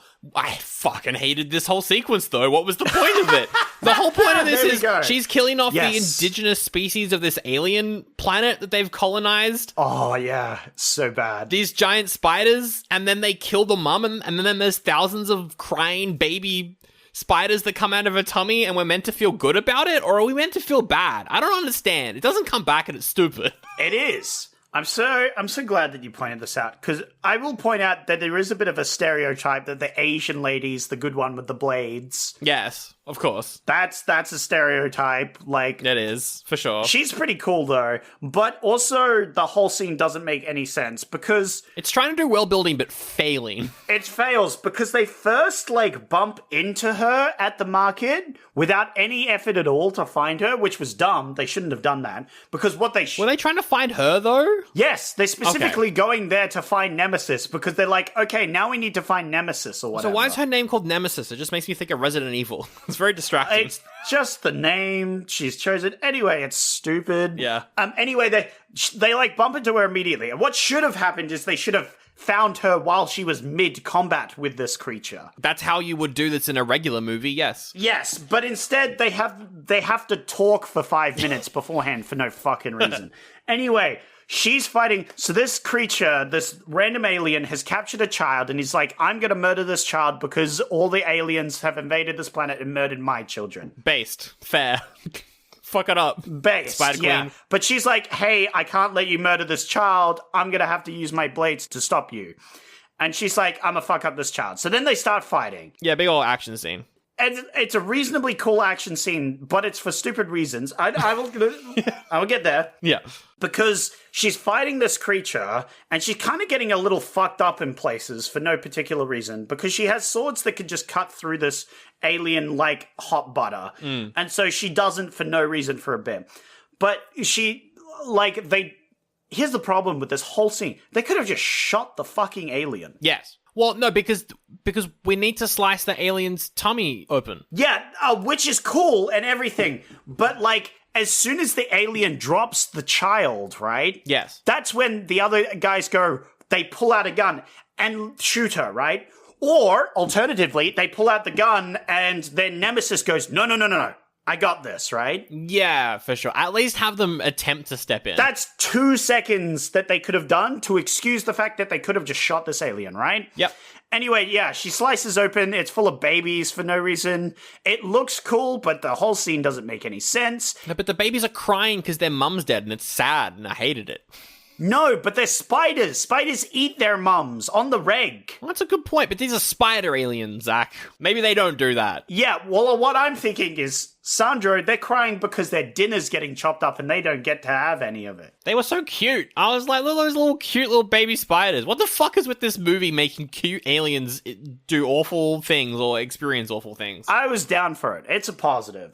So, anyway, Nemesis, fucks up this innocent alien for no fucking reason. Yep. Not a fan, and then she does nothing for the rest of the film. So, she's there, she's kind of cool, but again, we're just collecting characters and it's not very natural. Anyway, next character. Next character is Titus. He's the big, cool, epic. He's the Imperial General. He's the guy one of the big guys we're trying to find. Every other character has had a really cool action scene to introduce them, right, Zach? Every other character has done something.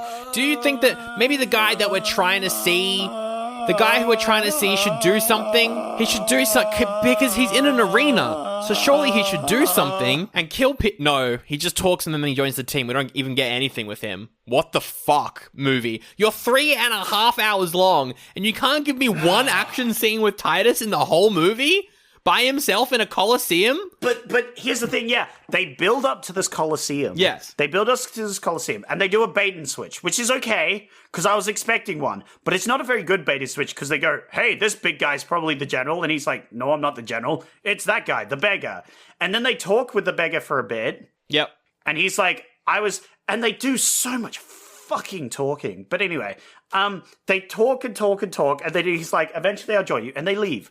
They build up this whole fucking arena where this guy fights things, and we don't even see one arena fight? At least show us an arena fight with the guy in it, and be like, hey, that must be the guy, and then they go talk to the guy in the arena after this cool arena fight, because that's the only big action scene to introduce a character that would have made sense. Yeah. And they don't even do that. We don't see one arena fight. It's so stupid. It actually made me upset and angry. I was like, at this point, I'm 2.5 hours into this movie, and I'm like, what is... I'd like to point out that Titus does nothing this entire film. No, and he's one of the best actors in this movie as well. And he does nothing.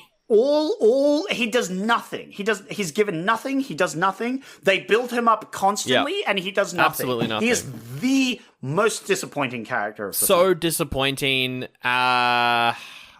Anyway, now it's time to go meet the Blood Axes. He's like, I know where they are. So we land in the Animus from Assassin's Creed, the loading screen planet. Yes. Absolutely. Agreed 100%. We meet the Jar Jar Binkses, and they're like, I'm the Jar Jar Binkses of the planet. Look at me. I've got tentacles on my face. I'm a Jar Jar Binks, and here's the Blood Axes. And then we're introduced to the Blood Axes. He's a cool character because he's a generous king. Oh, I like the king, that has helped the rebels, right? He's a generous guy. He's going to die in 2 seconds.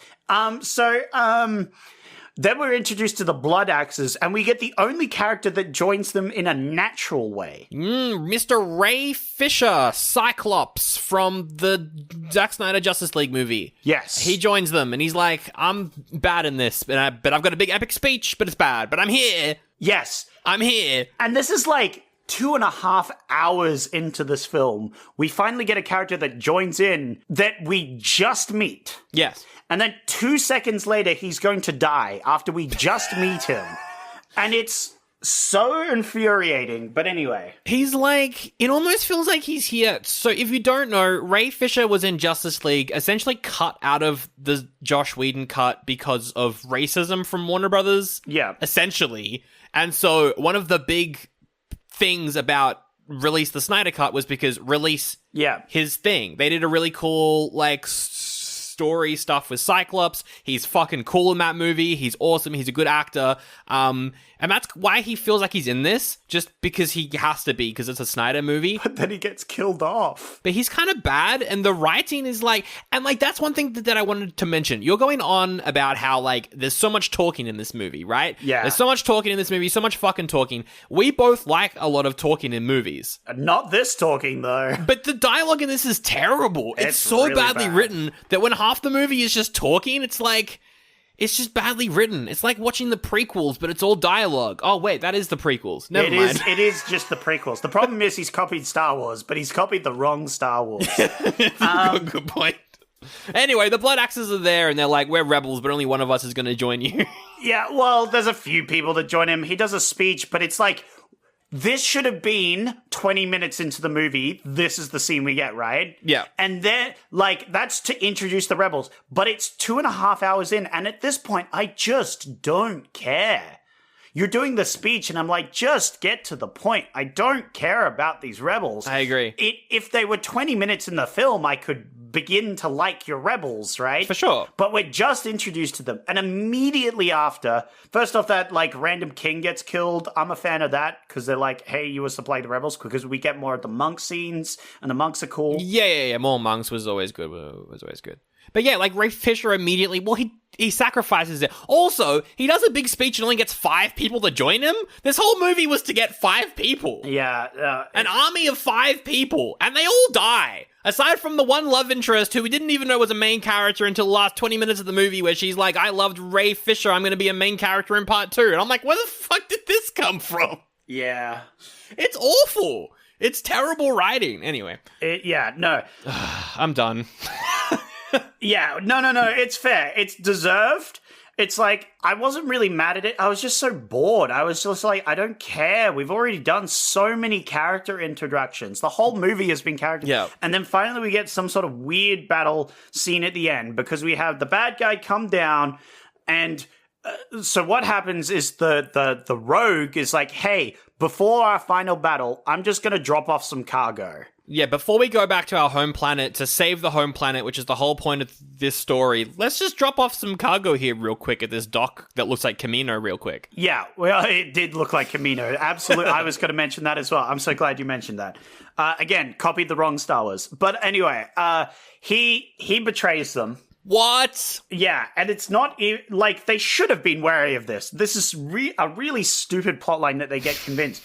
Because the problem is we don't develop a trust with the lovable rogue, because he has one... No, we don't develop a trust with anyone. He has one scene where he's like, actually, I'm going to be a good guy now. He literally, in the scene where he's like, I'm going to drop off the cargo, he's like, actually, I want to help you guys. Oh, yeah, because he was just going to, like, drive them there, right? And not actually fight, for sure, because it was a suicide mission. But he's like, actually, I'm going to help you guys, but first I need to drop off this cargo. That's his one, like, redemption. And they're like, oh, sure, we trust you completely. Even though you literally told us when you met that you, like, are an opportunist. He literally said the words, I'm an opportunist. Yeah. And they don't, like, put together that he is going to betray them. Anyway, it's a stupid... Because all the characters in this are stupid. They're all dumb, kind of, a little bit.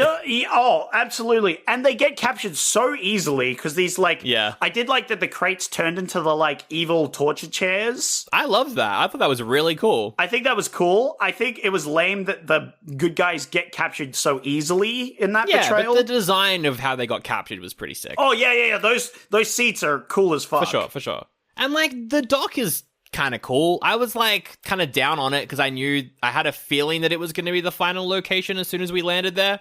But, you know, like, it was it's cool. It's fun. I think this betrayal's cool. I like that they get betrayed. I like the guy isn't like, I was groaning at his whole scene of like, I'm gonna be a good guy now. I thought that was really dumb, but then it was like, no, he was playing it up because it's a betrayal. Yeah. It's not him that was dumb, it was all the other characters that were dumb. I was like... Which doesn't make any sense because Titus and Cora are both former Imperial generals and they're very smart war people. It doesn't make... The others I can excuse, they're all stupid, but these two... Those two should not have been betrayed, so they should have had a thing where it's like, something isn't right, or like anything. But no, they get betrayed super easily. It doesn't make any sense. Literally, the main character is like crying in a chair, which isn't a great look for your strong female lead. Anyway, it's like, it's so dumb. Anyway, the bad guy shows up. Yep. And he's like, hey, look at my cane. Excellent work. Yes, you're going to be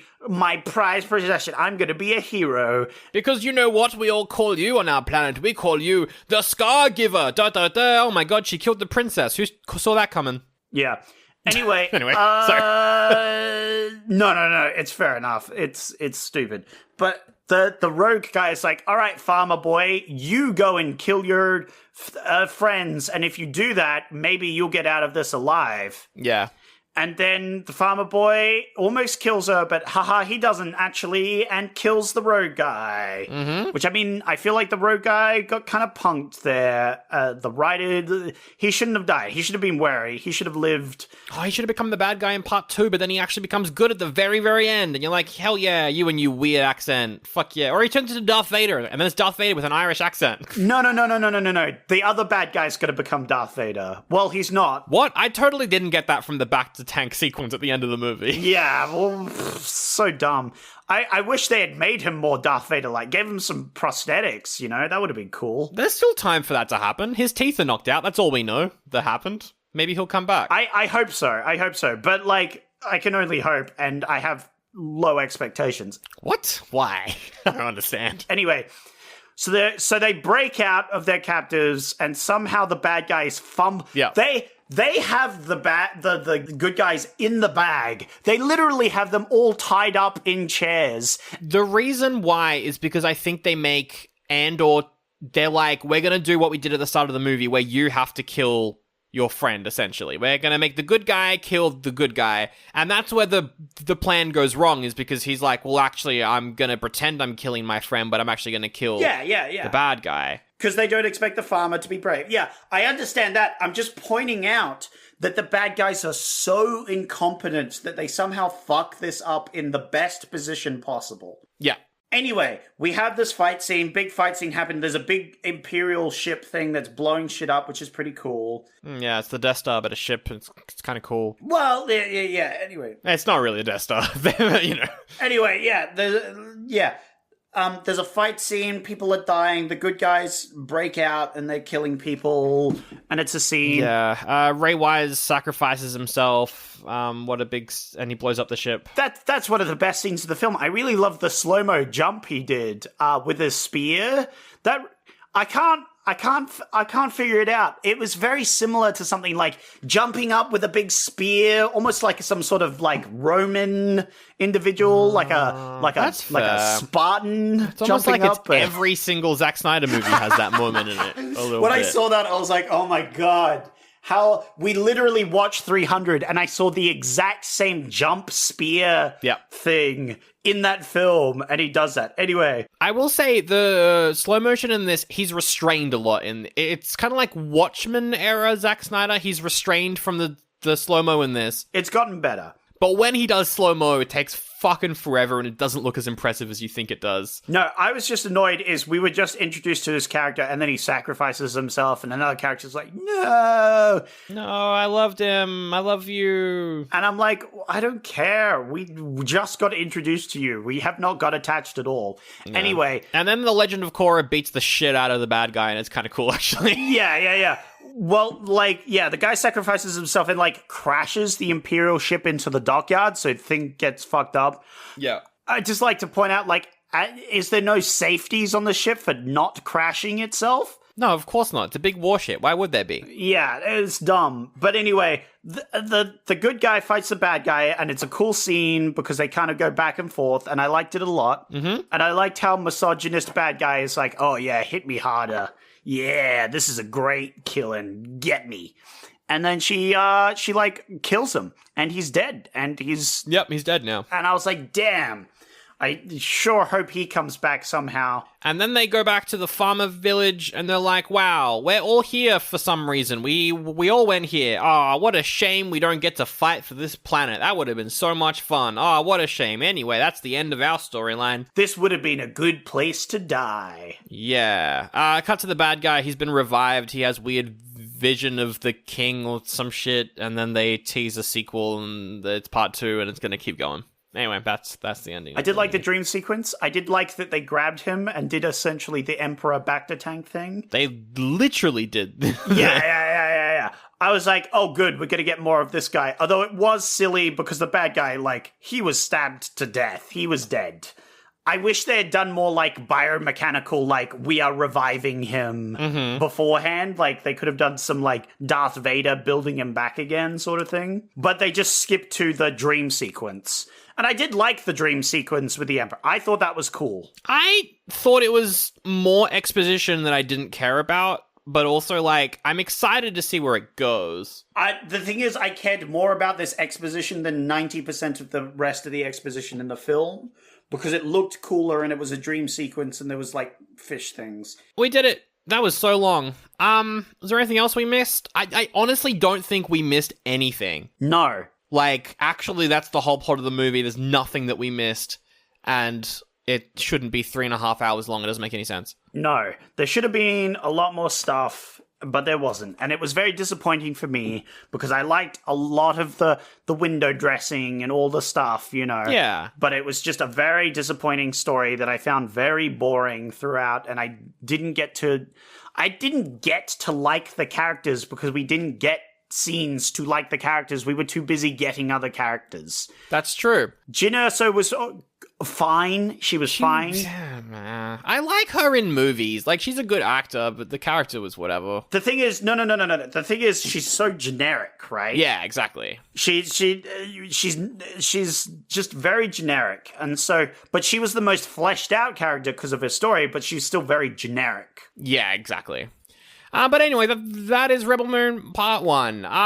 Who knows if we'll do more, but there is obviously a Part 2. It's the second half of the story, but it's shorter. We'll see what happens with that soon, I'm sure. Are your ulcerative colitis symptoms proving difficult to manage? Tremfya guselkumab can help you manage the cycle of UC symptoms. At 1 year, many patients taking Tremfya achieved clinical remission, and some patients also achieved endoscopic remission. Individual results may vary. Tremfya is a prescription medicine used to treat adults with moderately to severely active ulcerative colitis. Serious allergic reactions and increased risk of infections may occur. Before treatment, your doctor should check you for infections and TB. Tell your doctor if you have an infection, flu-like symptoms, or if you need a vaccine. Ask your doctor if Tremfya can help you manage the cycle of UC symptoms. Call 1-800-526-7736 to learn more or visit tremfyaradio.com.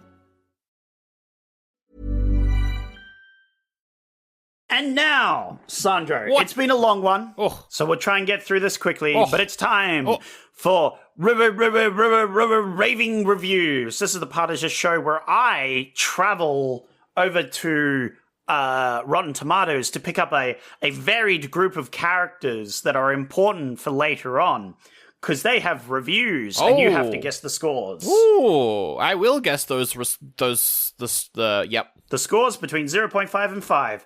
One of the reviews is mine. You have to guess it. I'm just going to jump into it. Let's go. Rotten Tomatoes, audience score. Dave says... Oh, wait. The audience score is probably really high, and the critic score is really low, because it's a Zack Snyder movie. Sorry. It's like 49 for the critics and 73 for the audience. That makes sense. So you are not wrong. You nailed it on the head. I will tell you, there was a lot of positive scores, a lot of Schneider bros, and there was a lot of negative, a lot of fives, a lot of ones, a lot of zeros, I should say, 0.5s. Mm-hmm. And there was a few in between. So I tried to be fair. Dave says, this is why you don't try to chop Snyder's work into PG-13 movies. Leave the man alone and let him do his thing. Is this... But he... Okay, two things to say to this. One, is this a review... Are these reviews of the original version that was released? No, this is very specifically the reviews of the Schneider cut. Right, gotcha. So that was my first point. Thanks so much for answering that. My second point is he chose to make both of these versions. Netflix didn't force him to. That was a creative decision, so... This is why you don't try and chop Snyder's work. Media literacy is dead, and I'm going to say that for every single one of these reviews. That's going to be a 5 out of 5, surely, because they loved it. That is a 5 out of 5 gotcha. From the Schneider bro over here. Whereas Nathan says, aimless? ? The bad guys were. I guess what was there wasn't awful, but what was there? ? I honestly don't know what any of the characters were doing or why they were doing it. Yeah. Fair, because it's kind of bad writing a little bit, even though parts of it are cool. And it's so interesting, right, that a movie can have bad writing for characters and for the events of a movie, yet the world building's kind of cool. It always fascinates me whenever movies do that. That's why I'm saying disappointing, because I liked so much of it and hated so much of it as well. For sure. But anyway, I'm going to say that's probably it's not super negative. I'll go 2. Ooh, close. It was 1.5. Ooh. Yeah. You were close, though. Stacy, though, says... Stacy? This ticks all the boxes. Visuals, amazing. Universe, cool. Characters, bland and boring. ... Wait, what? I like that review. That's a fun review. That feels more negative. I'm going to go 1.5. 1.5? That's actually 2.5. Oh, a little bit higher, actually. Okay, all right. Yeah. Cool. Well, it ticked all the boxes, like those bland and boring characters. Exactly. Ticks all the boxes. All the boxes. Clint says, a beautiful-looking, bland, contrived mess. Uninspiring story with an equal uninspiring script. Oof. I really wanted to love these movies because they are amazing to look at. The story and the script are the problems. I would argue that they're also not amazing to look at the same time as well. Ooh, in points at times. Fuck. That's going to be another 2, I reckon. That's a 0.5. Oh, that's right down the bottom. 0.5. Damn, but you said you like to look at them. That's at least worth a star. I don't know. It's Letterboxd. It said a beautiful-looking, bland, contrived mess. I guess. Yeah. No, but they could have given it. I think they're compensating for all the high stars. And then finally, sorry if I butcher this, Jindera. Yep. Says, better than Disney Wars. No, it's not, though. It isn't, though. Maybe better than Rise of Skywalker, but it's on the same level for me. Yeah. I like Last Jedi, obviously. Force Awakens is pretty good. And, none of the TV shows are awful. Force Awakens had a lot of issues, I will say. They all have a lot of issues, Zach. They're corporate I think products. The first one of the things was fine because it just copied the New Hope. That's true. So it was fine. I'm gonna say it's probably a no. If you're comparing this to if you're one, but they didn't say Kathleen Kennedy and they didn't complain about women in Star Wars, so I can't say that it's like a 5 out of 5. I'm a red-pilled Snyder bro and I suck sort of review. So I'm going to probably say it's like 4? Yeah, right on the money. Wow, fuck yeah. You sleuthed that one out. That was impressive. I was impressed by that. I was like, yes, Sandro's onto it. He's doing the calculations. It's not a 5 out of 5, but it's close, you know. As soon as you bring up the hate towards new Star Wars, I'm immediately like, all right, I'm going to get a read on this Not a Schneider bro. Not a Schneider bro. But a Star Wars hater. So it's, right on the 4. Right on the 4. Sorry, Zach. Star Wars hater. I think you mean a Star Wars fan. Sorry, yeah. What are they, a fan? Apparently the prequels. Apparently people actually like the prequels now. I've turned around a lot on the prequels. Yeah, but they're still bad, though. They're fun, but they're still bad, but they're fun. Exactly. Anyway, I'm going to say your review is the one that says ticks all the boxes, because that felt like you. Yeah. It was me. Yeah, nice. It was me. I tried to hide it a little bit, but, that was me. It was the 2.5 that got me, because I was, right down the middle.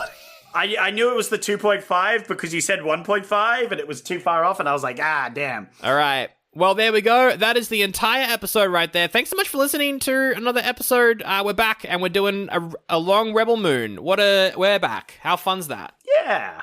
It's been a bit of a long episode, so thank you for listening. That's right. Thank you so much for listening. And if you like the show, please feel free to share it around to your friends. Unless your friends are annoying, I guess. No, put them on. Then they can go to our YouTube comments and leave whatever comments they like. That's the thing, Zach. I hate to break it to you, but our review of 300 has got a bunch of dislikes because we didn't like a Zack Snyder movie, and I find that very funny.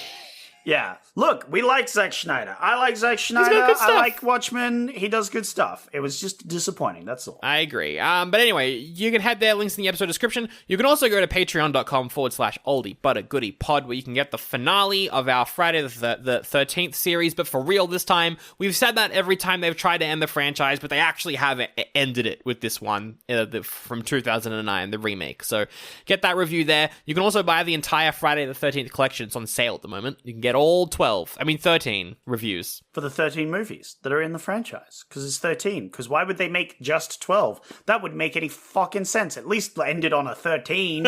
You fucking idiots. Links in the episode description. Also check out our editor, Starkey. He had to edit a lot for this one, so good on you. It was a big episode. Sorry about that, Saki, but I mean, blame Schneider. You're right. Schneider's always the one to blame. I blame him for everything that goes wrong in my life. Anyway. That's true. It's his fault, not ours. Yeah. Anyway, Zach, you got to pick next week's movie. Whoa! Next week's movie. Oh, yeah. Because it's that time of the show where I've got 3 options. I wonder what you've picked for this. 3 movies that are all connected to Rebel Moon Part 1.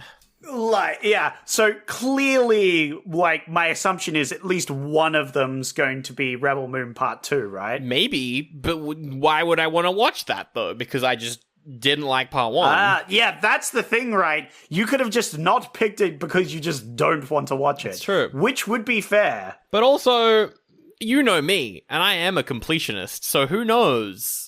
Yeah, I'm curious. All right, go ahead. You got 3 movies. I'm going to give you a very limited amount of questions for this one because it's a long episode and we got to get out of here. Yes, it is a long episode. We need to go chop. Let's go. You're going to have 3 questions outside of the gimmies. I'm only going to give you genre, I think, for this one. Okay.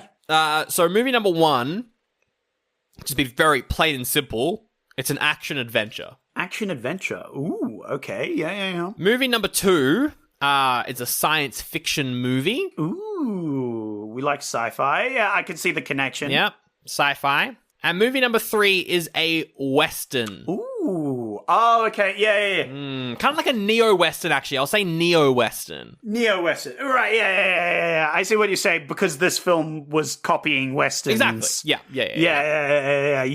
I see. I can already see the sort of connections you've made. Almost. Yeah. I made a bunch of connections here. Definitely not just one for all 3, which is something that we definitely haven't been doing. Okay. Oh, they have a similar connection. Okay. All right, you've got to ask some questions. Make them however you want. Okay. I liked the question you asked before. Maybe I'll start. Let's go with a fan favorite. Let's do a dessert. Oh, a dessert. If these films were dessert, what would they be? All right. I'm going to say movie number 1 is probably going to be like a tiramisu. I know I say that a lot, but like a tiramisu I think is a very good one. Yeah, that's positive. I like a tiramisu. I think number two I'm going to say is like what is it? It's like a kind of like a passion fruit, what is it called when you have it's not a panna cotta, but it's got like the Panna cotta.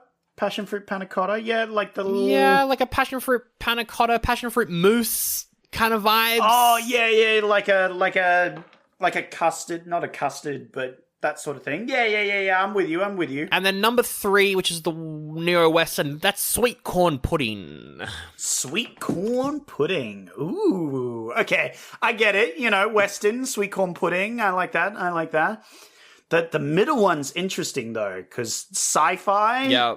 And passion fruit is like, ooh. Yeah. Quite passion fruity. I'm getting a little bit of Ice Pirates sort of. Ooh, interesting pull. I love that movie. Yeah. You know what I mean? Because that one's kind of like got a tropical setting. I guess, yeah, for sure. Like yeah, true. It had a lot of sun and other things. What a classic episode of the podcast. Yeah. It was on my mind earlier, so I was thinking about it. I like the conveyor belt that turned people into eunuchs. That was funny. Okay. Just for sanity's sake, can we do Rotten Tomatoes? Are these higher or lower than 50%? They are on Rotten Tomatoes. It is higher than 50% for all 3 of them. Ooh. Yeah. Okay, right. Yeah. You're picking some goodies. Thank God, because we need a break. Okay. Oh wait, no, sorry. It's lower for some of them. Some of them? Yeah. Which ones? But it's also higher. I'm not going to answer that. But it's higher. Is this... And are it's lower. Are you saying like audience versus critic scores, or... Yes. Was it... You're being very sus, sir. I don't like it. Are they higher or lower than 50%? I'm going to go yes with higher. Or no question. I'm going to go with higher. What do you mean? You're going with higher? Are they like right on 50%? They are actually, yeah. They are. Oh, pretty, right. They're like... well, not like right on, but like close to 50%. Gotcha. Okay. All right. It's still not rotten, though. I will say that much. Well, you got one more question left, and then you got to make a choice. It is a bit of a shot in the dark in this one, but Yeah. We'll be quick. Let's ask if these movies were to make a painting, what would they paint on their easels? What would they depict as like an expression of themselves depicted onto a painting? Sort of like colors. But also a bit more expressive. Okay, so number 1 would be like, those war paintings that like depict war, but they're like a little bit kind of like supernatural, like maybe there's some skeletons in there, right? And they're like walking around with swords. Okay, I'm getting big Indiana Jones vibe from that one. And then also there's like a ray of light in the middle, kind of like shining up one figure. Okay, I'm getting huge Indiana Jones vibes. So that's the first one. The second one is, those paintings that like display which war, I guess is right? What was the dessert? It was a tiramisu. Yeah. That's very Indiana Jones. That's okay, fair. All right. So the second one is those paintings that like display war, right? Except this one's like a futuristic war, and it's got like laser fire, but it's also got like skeletons walking around with laser guns, and then like a light down on like this heroic figure like in the middle, and you're like, whoa, look at them. So okay. First off, both of these had war on them already, so I think I know what's going to happen in the third one. Yeah. But also this gives me Terminator vibes. Yeah. yeah. Metal skeletons. I sure. see what you're saying. So the third one, you know those like war pictures, right? War paintings. And Yeah. It's Okay, like, right. They all have war in them. But it's like cowboys. They're cowboys, but there's some skeleton cowboys, and they've got like pistols. Why is there skeletons in all of them? And there's like this like ray of light in the middle, and it's like lighting up. Why is there a ray of light? What is with your Okay, they're all practically the same, is what you're saying. The first one's Indiana Jones-esque. Yep. The second one's Terminator-esque. Sure. And the third one has cowboy. Why is there skeletons in all of these? Why do you keep saying skeletons? That's a very good point. What does that mean? A very good point. Okay, the second one was very Terminator. Like, first one has skeletons because it's Indiana Jones. Second, is skeletons your connection?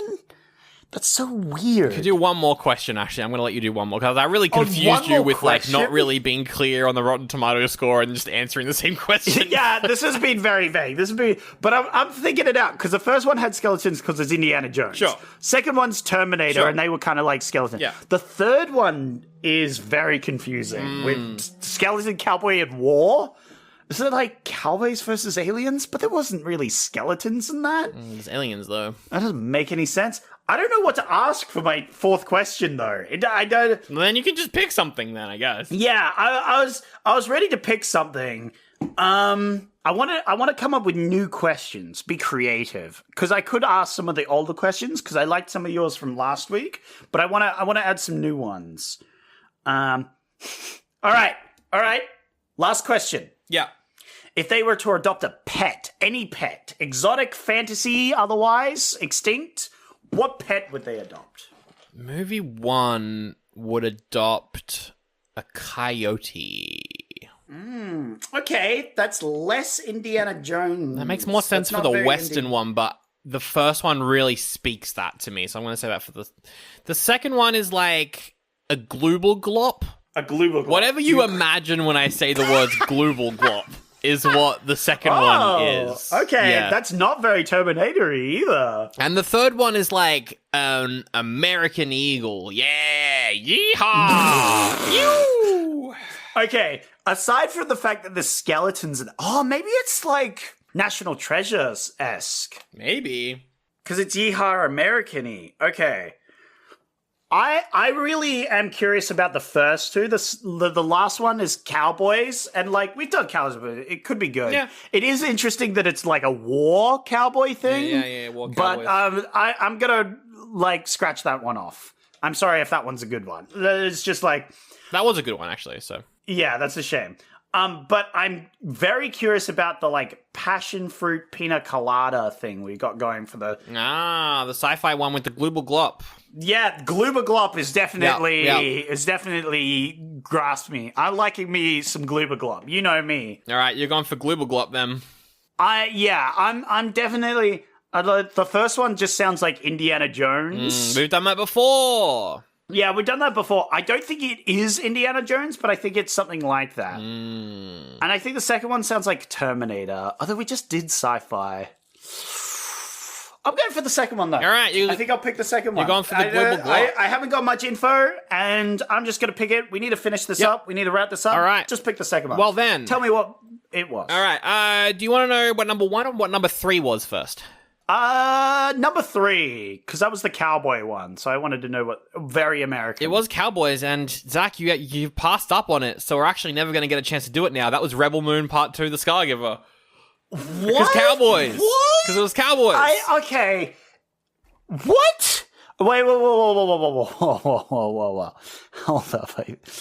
I'm coming to a conclusion, but I'd just like to clarify. Why was that one American?